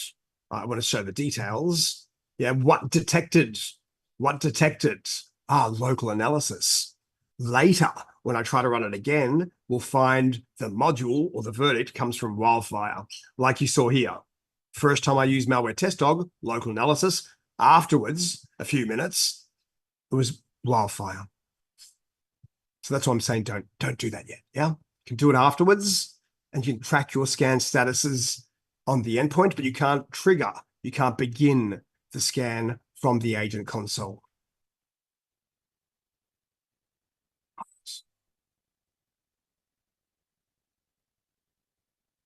All right, so now at the end of the module, you know how to create and configure malware profiles, know a lot more about the way we do pre-execution to decide whether the process should be blocked or allowed to start, and our post-execution protection with other NPMs, like the BTP module, like the ransomware protection module, financial malware threat protection module, yeah, lots of others. Network packet inspection engine. You know how to configure the settings, trusted signers, Wildfire to control local analysis, how we perform macro analysis within Office files, and how to configure periodic endpoint scanning in the malware profile. So now it's lab time. Yeah. I will give you fair lab time. This is a longer lab. Please get stuck into it. Yeah. When you are done with all of it until the end of activity 5.4, please send done. I'm hoping if you're done in about an hour or less, we'll then do an introduction to the next module before lunch. We'll plan for our lunch at 1 o'clock, 1 p.m. Singapore, yeah? So call me if you need help anywhere. I'm guessing you've all logged on successfully. If you need the lab logins, those that joined late, let me know. Yeah. If you need help during any step or you're testing, let me know. You will need definitely the agent supervisor password in this lab. So I'm going to send that through in the chat again, but it is in your text file. But for sure, you'll need to use SciTool in this lab. And so you'll be prompted for some of its options for the supervisor passwords. All right, I'll go quiet for you. Call out whenever you like. Thanks.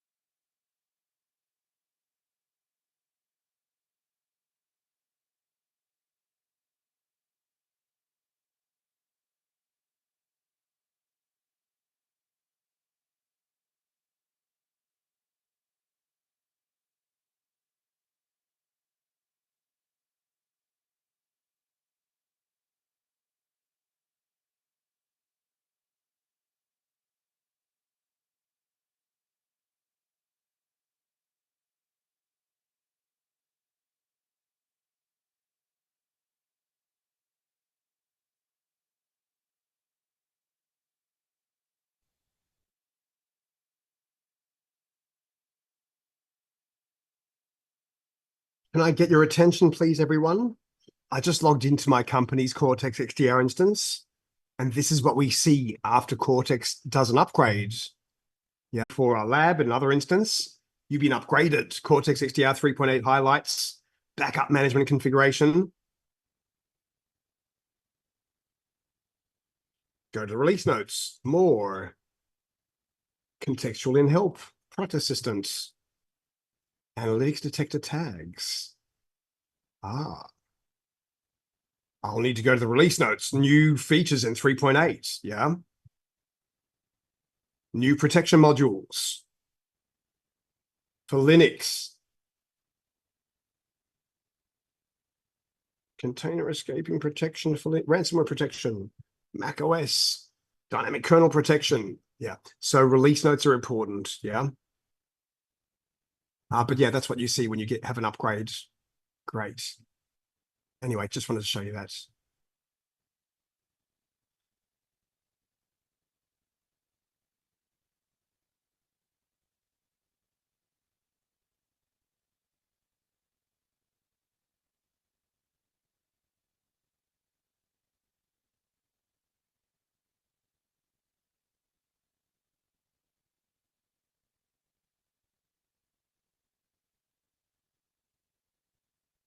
Hmm.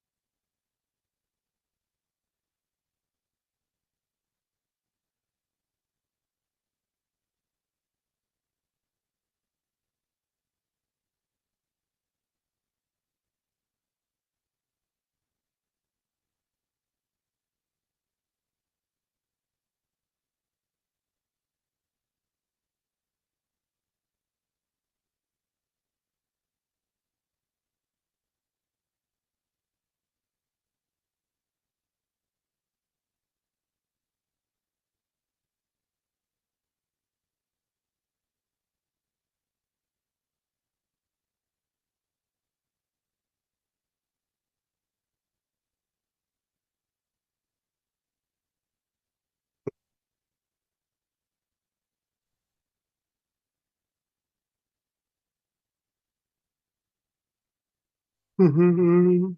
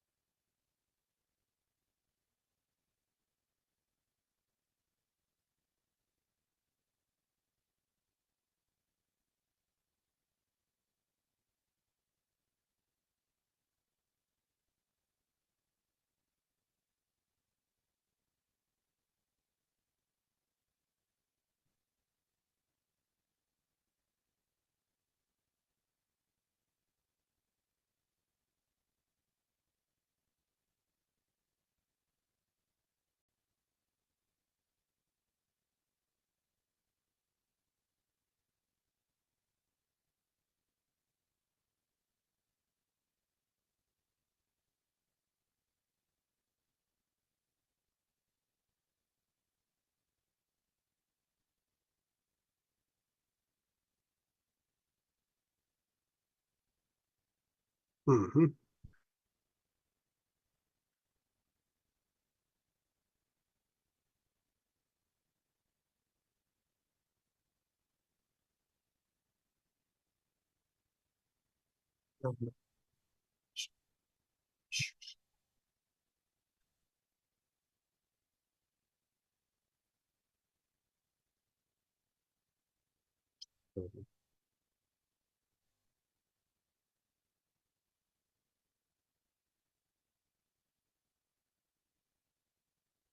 Good.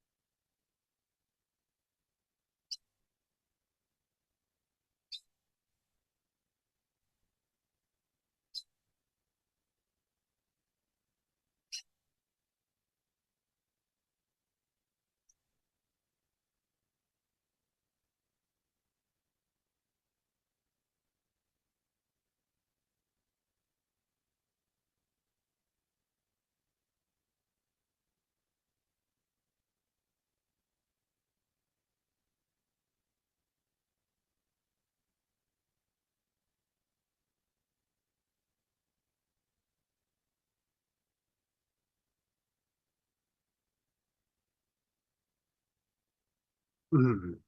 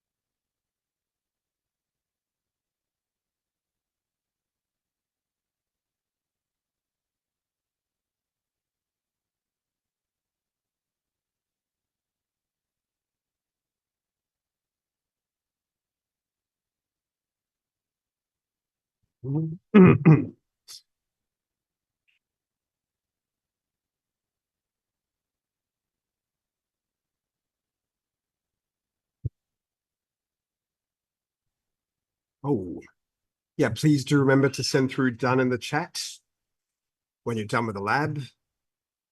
Yeah, I'm already getting some dones. But yeah, I'll give you more time for it as well. No huge rush. Good, I'm seeing lab progress.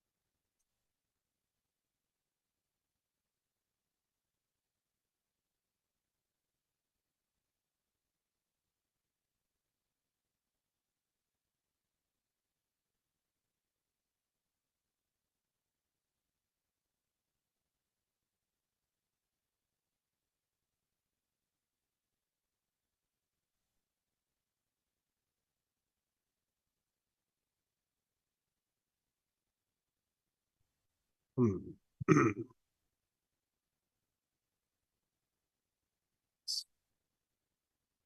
Ah,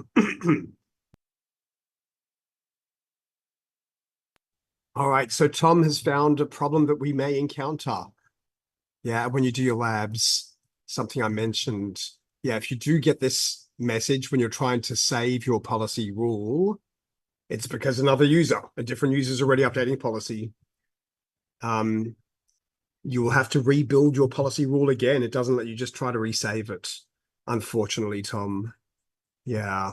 So that's the case for everyone. If two people are saving policy at the same time, there's a conflict. So it doesn't often happen, but in a multi-user environment like this, sometimes when we're doing the lab, it does. You will just have to try again. Yeah, not much I can do until it works. Yeah.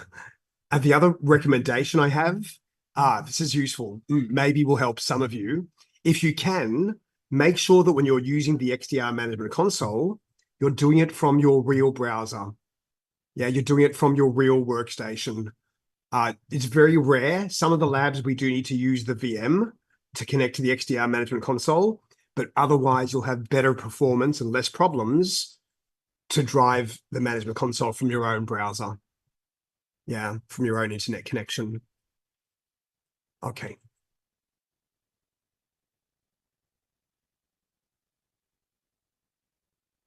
All right, so I'm thinking, maybe another 20 minutes or so.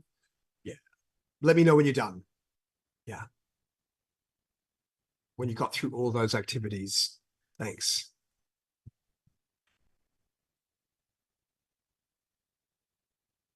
Ah,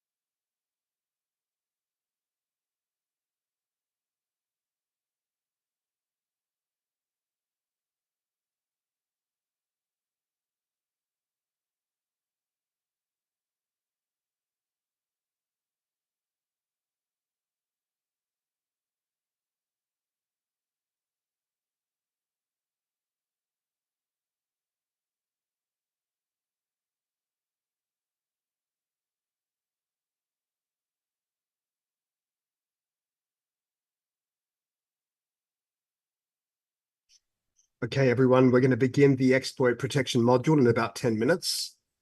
So please try to complete the other labs. And yeah, if you're not, just pause there. We'll do a bit of an introduction to the exploit protection before lunch. We'll plan for our 1 o'clock lunch break. That'll be better that way. Thanks.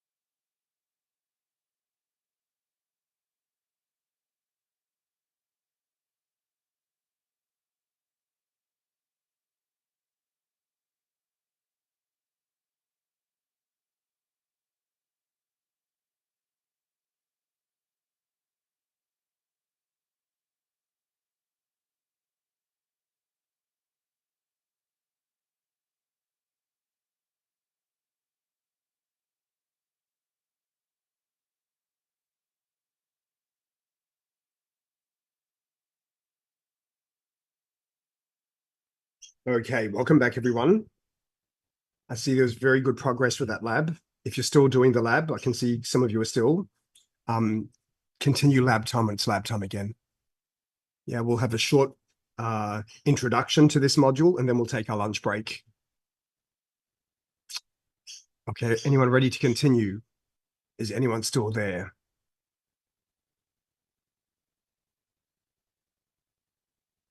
Yes, good. Kent, all right, ready for more? Yeah, I know you're very, very quick in the labs as well, Kent. Yeah, I'm hoping more than one of you are back. Let's have a look at how exploit, some more chats. Yeah, good, okay, thank you. All right, so in this module, we're going to talk about the way XDR agent provides exploit protection, innovative exploit detection and prevention. So we're going to talk about different exploitation techniques and our defense mechanisms. We'll also go through the way we provide exploit protection modules, how to work with our exploit profiles, of course, attached to a policy rule, and also how we can identify which processes are protected by exploit protection. Not every process is protected by exploit protection. So how can we identify which processes are protected? So by the end of this module, you'll be able to describe the approach that Cortex XDR agent uses for zero-day application exploit protection. You'll be able to describe well-known exploitation techniques. We touched on the terms yesterday, things like cross-site scripting, return-oriented programming, a heap spray, buffer overflow. So we're going to talk about some of those well-known exploitation techniques in this module, and then how we provide protection against those techniques. So for some parts of this module, we're going to think a bit like an application developer. And for other parts, we're going to think a little bit like the hacker, the bad actors. So how we provide protection against well-known exploitation techniques, understanding the exploit protection modules we have that provide those protections, how to create and manage exploit profiles, and how to identify which processes are protected. So we'll start with some basics, and again, I'll build up as we progress. Yeah.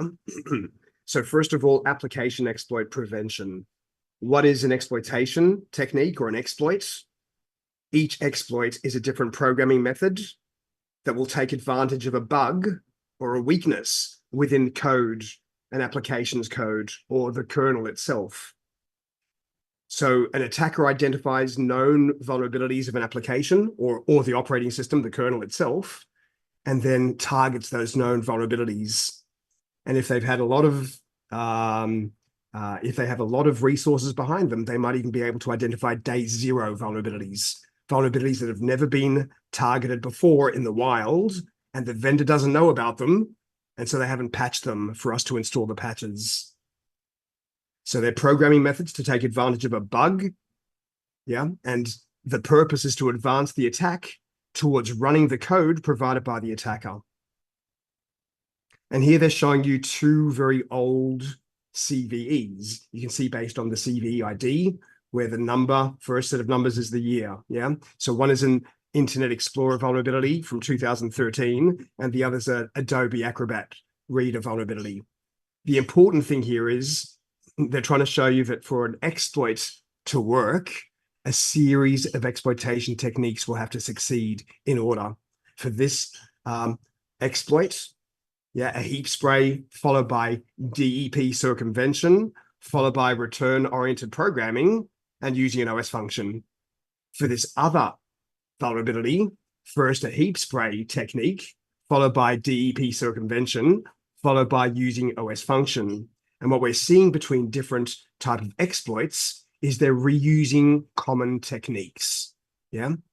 So there are many different individual techniques that are used in hundreds and thousands of exploits. And so what's Cortex XDR's approach? How do we even prevent day zero exploits? So the way we provide protection against application exploits is to block the exploitation technique, not need to know about every new individual attack that reuses the same techniques in different ways. So in terms of the number of new variants, there are thousands of individual attacks, yeah, new software vulnerability exploits every year, thousands. However, we don't find many new exploitation techniques. They were using the same techniques over and over again for different functions. So we'll call it 0 to 1 or even 2 exploitation techniques identified, new ones created each year. So the XDR approach is to not need to know about the individual attack, but to provide protections against known exploitation techniques. So let's build up on the concept. Yeah, here's a logical overview of the way application exploit would work on an unprotected machine. This machine does not have our Cortex XDR agent. And the user has received a weaponized PDF. Maybe it's the HR user inside the organization receiving someone's resume. Yeah. And again, we don't have XDR agent installed on this workstation. We open up that weaponized PDF. We've received it from a known entity. I'm expecting their resume. We then open the PDF, and then a series of exploitation techniques motion to exploit a series of vulnerabilities in the Adobe Acrobat Reader version we're running. Yeah, so watch the diagram. It's a bit of a layered slide. Each of these around our Adobe Acrobat Reader are gaps, vulnerabilities in the application. So when we open that weaponized PDF, it starts the first technique, a heap spray. And if the heap spray is successful, the following technique will be used. And this technique is DEP circumvention. We'll talk about what is DEP, data execution prevention. That's actually a protection that we'll learn about in this module. But then there's a circumvention attackers have derived. Yeah. So then there's the second technique, DEP circumvention. And for the exploit to be successful, typically an exploit will need at least 3, sometimes 5, or even more techniques to run in sequence. So after the second technique, we then have a third exploitation technique using an OS function. And if that's successful, in this case, then the malicious activity begins on the endpoint. For example, activating a keystroke logger, data exfiltration, ransomware encryption, downloading secondary malware. Yeah. So the issue we have is the exploit evades traditional antivirus. Yeah, we don't have an AV signature for this PDF. Yeah, it's day 0, even. It's dropping a malware payload onto the target, and malware is evading traditional AV and running in memory. Yeah, further propagating on your internal network as well.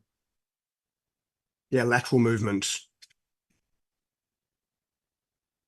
So to continue that logical overview of how Cortex XDR provides protection, here we now have the same workstation, but we have XDR agents installed. Again, the user received a PDF from a known entity. We double click on the PDF. The associated process starts. It could be your web browser, could be Adobe Acrobat Reader. Yeah. And this time, because we're talking about a protected process, when the process tries to start, yeah, we have injected into the process creation what we call exploit prevention modules.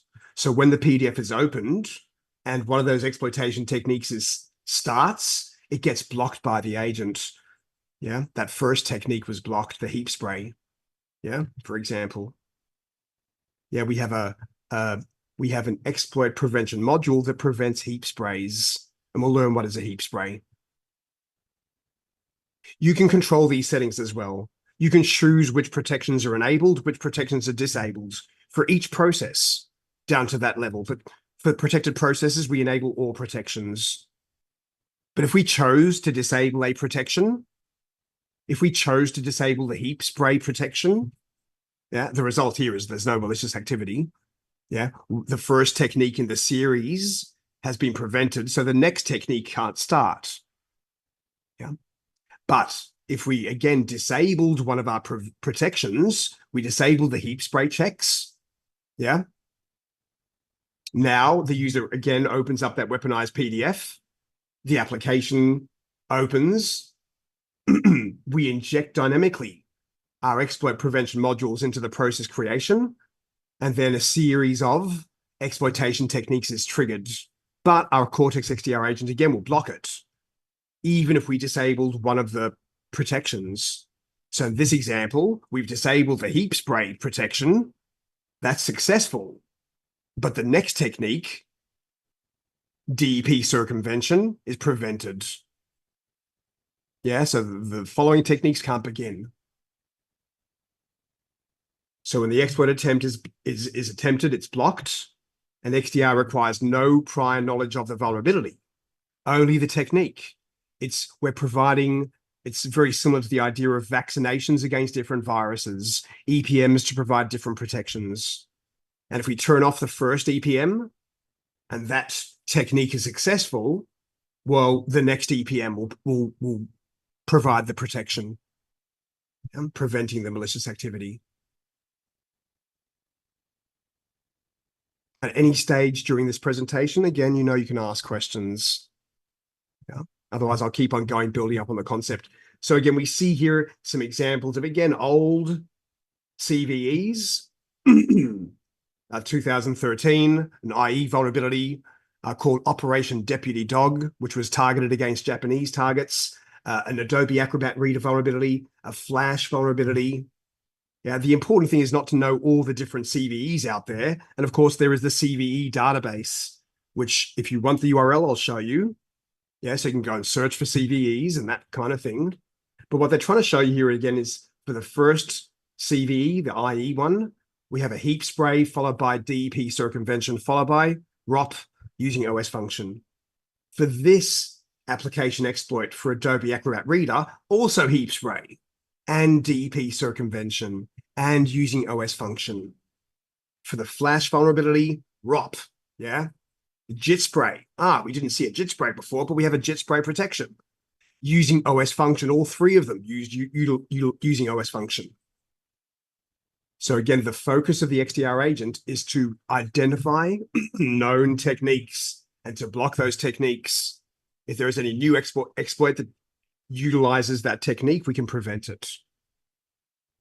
Prevention of one technique in the chain will block the entire attack. A series of 3, 5, maybe even more must be successful. Yeah, so that's what they're trying to show you. Both of those CVEs utilized a heap spray. Those two use DEP circumvention. These three using OS function. So a Cortex XDR agent provides different exploit protection modules. Yeah, EPMs, excuse my voice. In the malware protection, we provide malware protection modules. For exploit protection, we provide exploit protection modules, EPMs. So they're showing you now in red the EPM name that provides protection against a heap spray. We have a memory limit heap spray check. The protection against DEP circumvention is called Universal Address Space Layout Randomization. You'll understand a bit more about how these work as we go through this module. Yeah, but just to understand different vaccinations for specific techniques. Yeah, so to provide protection against ROP, return-oriented programming, we have return-oriented programming mitigation. To provide protection against using OS function, we have DLL security. So again, all they're trying to show you in orange or red here is the name of the protection we provide that identifies and prevents those known techniques. So with Cortex XDR, in your text file, in the text file I shared with you, I did also include the XDR Pro Administrator Guide, in case you didn't open it before. Here's the XDR Pro Administrator Guide from Palo Alto Networks documentation. And it's a great guide, yeah? Lots to learn in here as well, and how we provide endpoint security, and how you configure endpoint security profiles, manage the endpoints. That's not what I want.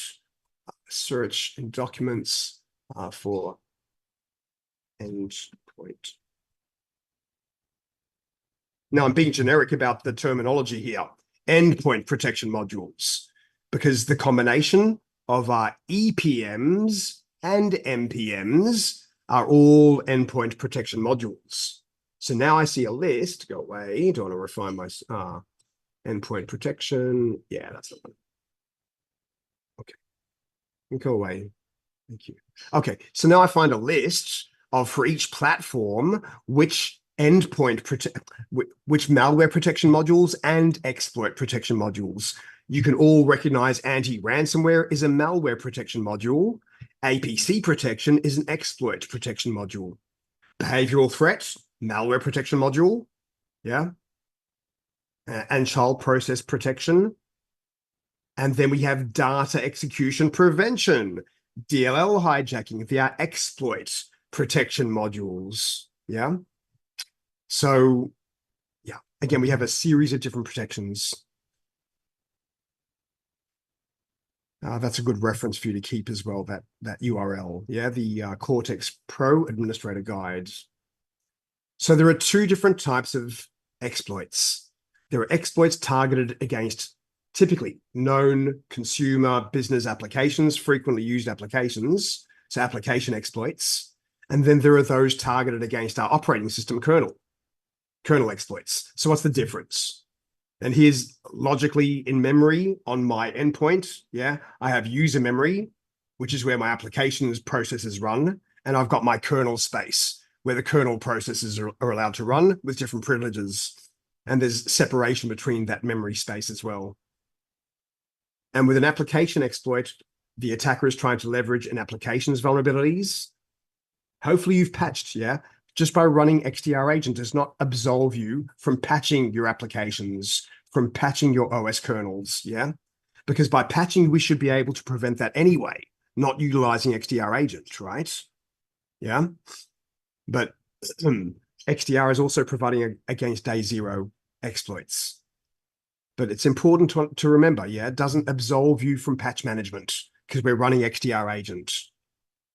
Application vulnerabilities are known eventually by their vendors, by Microsoft, by VMware, whoever it is. They create patches, yeah? Anyway, an application exploit will run a series of exploitation techniques. What's the purpose? Ultimately, to reach the kernel. So we can then run malicious code with kernel privileges. So even though they're targeting the application, we're still ultimately trying to reach the kernel. And it's easier to stop zero-day application exploits because, again, there aren't that many new exploitation techniques for applications, and the applications aren't as big as the operating system. Yeah, think of a browser or a Adobe Acrobat Reader or another process, Word. Yeah, they're not as big as the operating system kernel. So with a kernel exploit, they're trying to target kernel vulnerabilities, yeah? A vulnerability within the operating system and directly reach the kernel, again, to run code provided by the attacker. But it's much harder to stop zero-day kernel exploits. Yeah, if the vendor hasn't identified that vulnerability, Microsoft or wherever you get your Linux distribution from, yeah, if they haven't patched that, or Apple for that matter, yeah, if the vendor hasn't patched that operating system vulnerability and bad actors discover it, a day zero OS vulnerability, it could be anywhere in the kernel. Yeah, it's much harder to protect the kernel, but we still provide protection. So we provide both application and kernel exploit protection. All right, still got a few minutes before lunch. So before we go for lunch, let's continue with application exploitation techniques and the defense mechanisms we provide. Yeah. Okay.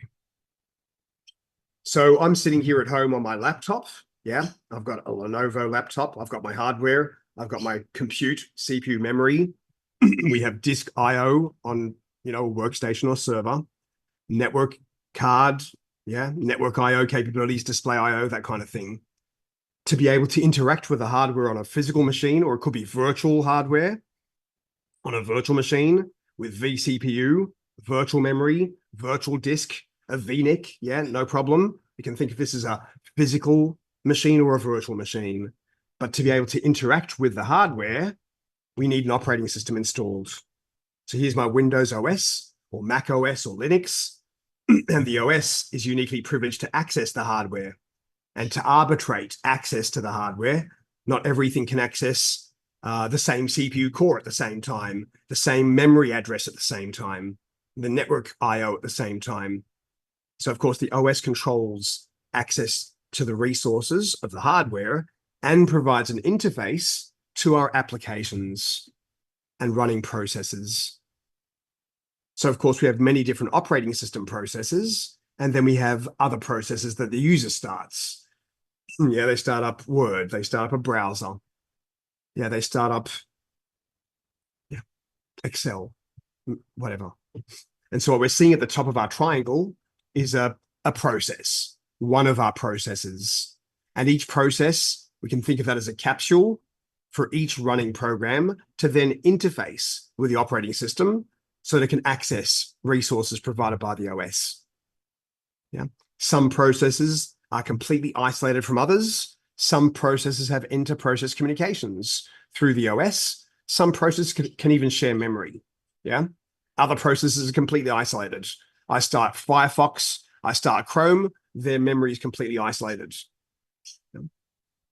So what we're now going to do with this top part of the triangle is pick apart the memory address space layout of one process, the segmentation of the virtual address space for one process. Yeah, and that's over here. So we're taking the top triangle and we're now looking at the segmentation of the virtual address space for a single process.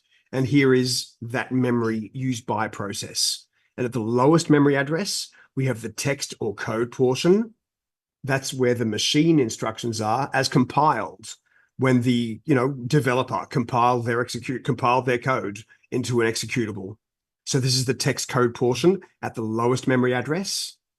We then have a fixed data portion. It's not variable in terms of memory size. This contains global static data required by the process. And then we have the heap and the stack at the highest memory address. The heap is used for dynamic memory allocation. Sometimes processes need more memory, sometimes they need less. And the stack will be used by the process threads during their executions to store variables, parameters, things that need to be processed within the application. So both the stack and the heap can grow and shrink using this area of memory in between, an unused region for dynamic runtime, dynamic allocations at runtime. Okay, so again, this is just the segmentation of the address space for a single process. And to understand the way we are targeted with certain exploits and the way we provide protection, you need to use a bit of your imagination for these few slides. So what we're going to be talking about is opening a weaponized PDF. Yeah, the author was Claire, and Claire has stuck in some malicious code into her PDF. Yeah, and when we open up that weaponized PDF, an application process will start to open my Adobe Acrobat Reader.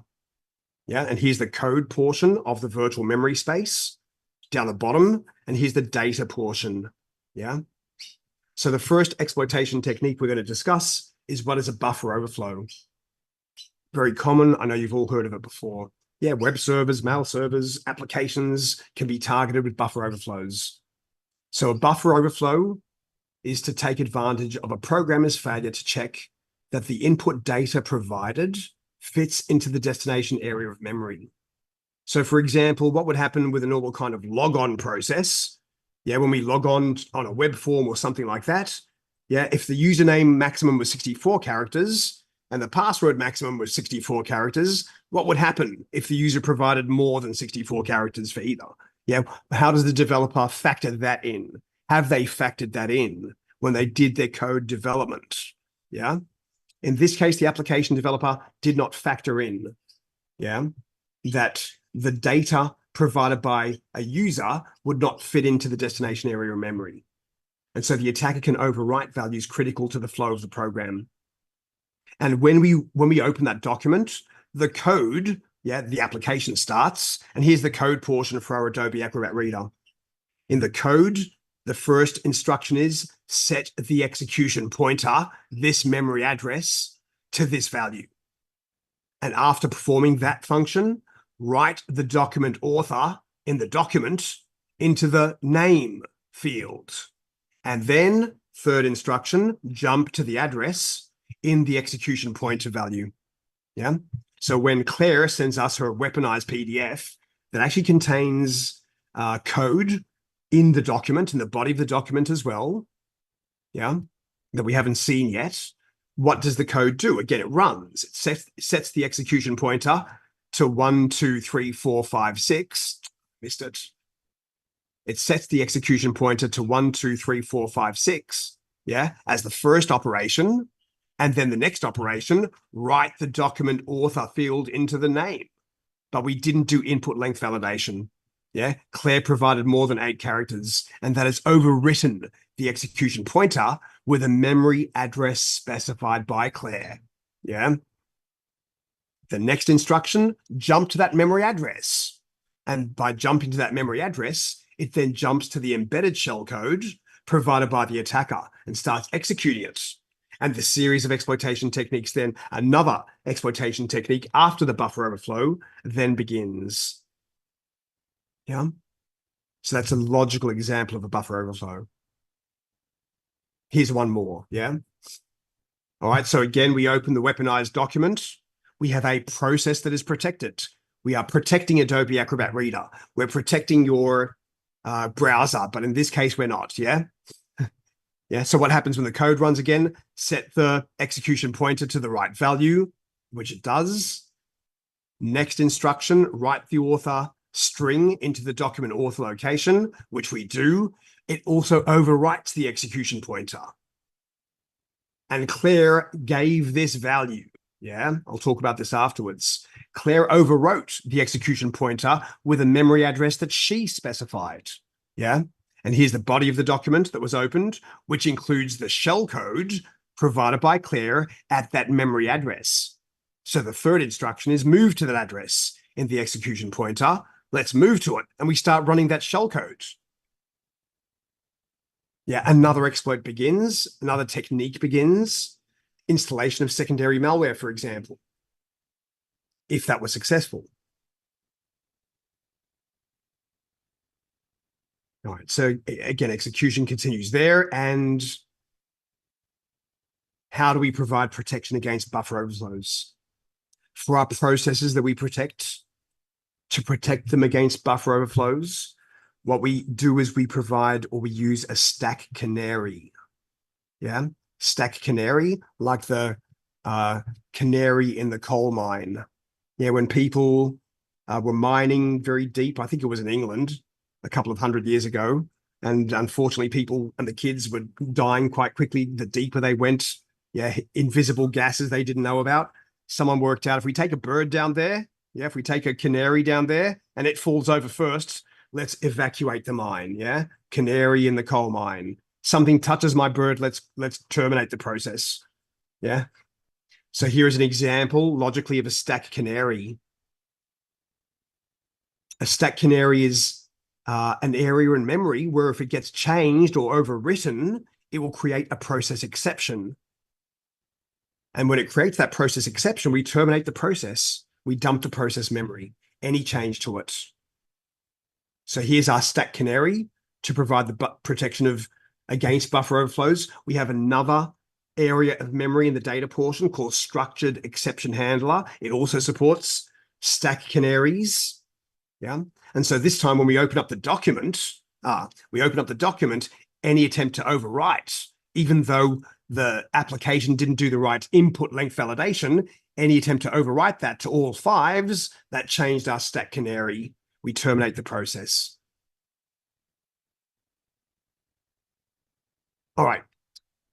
Just to continue this before lunch, because this one is a continuation of the same topic.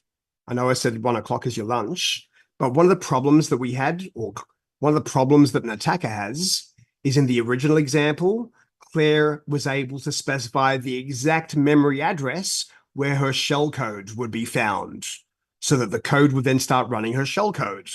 That's not so easy to do. How can we determine the exact memory address when we load the document into the workstation or server memory? Yeah. So what the attackers do, they improve their likelihood of success.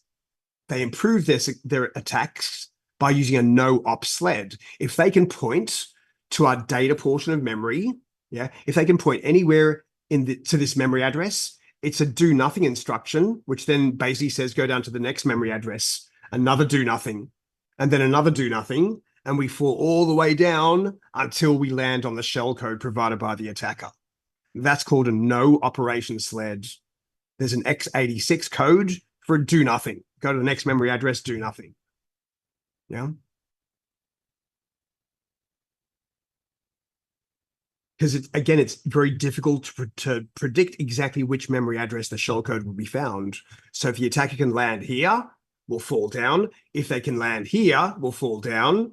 As long as we start somewhere, we'll fall down all the way to the shellcode. And this is a memory dump that was taken from a Cortex XDR agent, and a no-op sled was used. We'll talk about no-op sleds next, but 90 is the x86 opcode for no-op. So if we can actually start running code there, do nothing, do nothing, do nothing, keep on going all the way until we fall down all the way until we find the malicious shellcode. So when the agent terminates the process and it dumps the process memory, we'll talk about what we can do with the dump of the process memory for analysis, if you wanted to afterwards. And just because it's the same conversation, then I'll let you go. For the attackers to even further improve their attacks, what they'll do is they'll perform a heap spray. Yeah. With a heap spray, we have a series of no-op sleds and another no-op sled. And so they've replicated no-op sleds in memory. So that if we can point the code to run at one of these memory addresses, we'll land on the shell code. We missed. Yeah, we'll hit one of these ones. So it's a series of no-op sleds to improve their chances. That's a heap spray. Populate the heap with as many no-op sleds as possible. On that note, I promised you a 1 o'clock lunch. Yeah, that's perfect. My intention was to get through about half of it before lunch. When we come back at 1:45, please, if that's okay. Yeah, I'll continue the rest of the presentation and then give you lab time. Yeah. So enjoy your lunch break, everyone. The timer I'm putting up now is for a break, not for, yeah, you can do catch-up labs if you want to, if you need to catch up. But otherwise, we'll start again at 1:45. Thank you.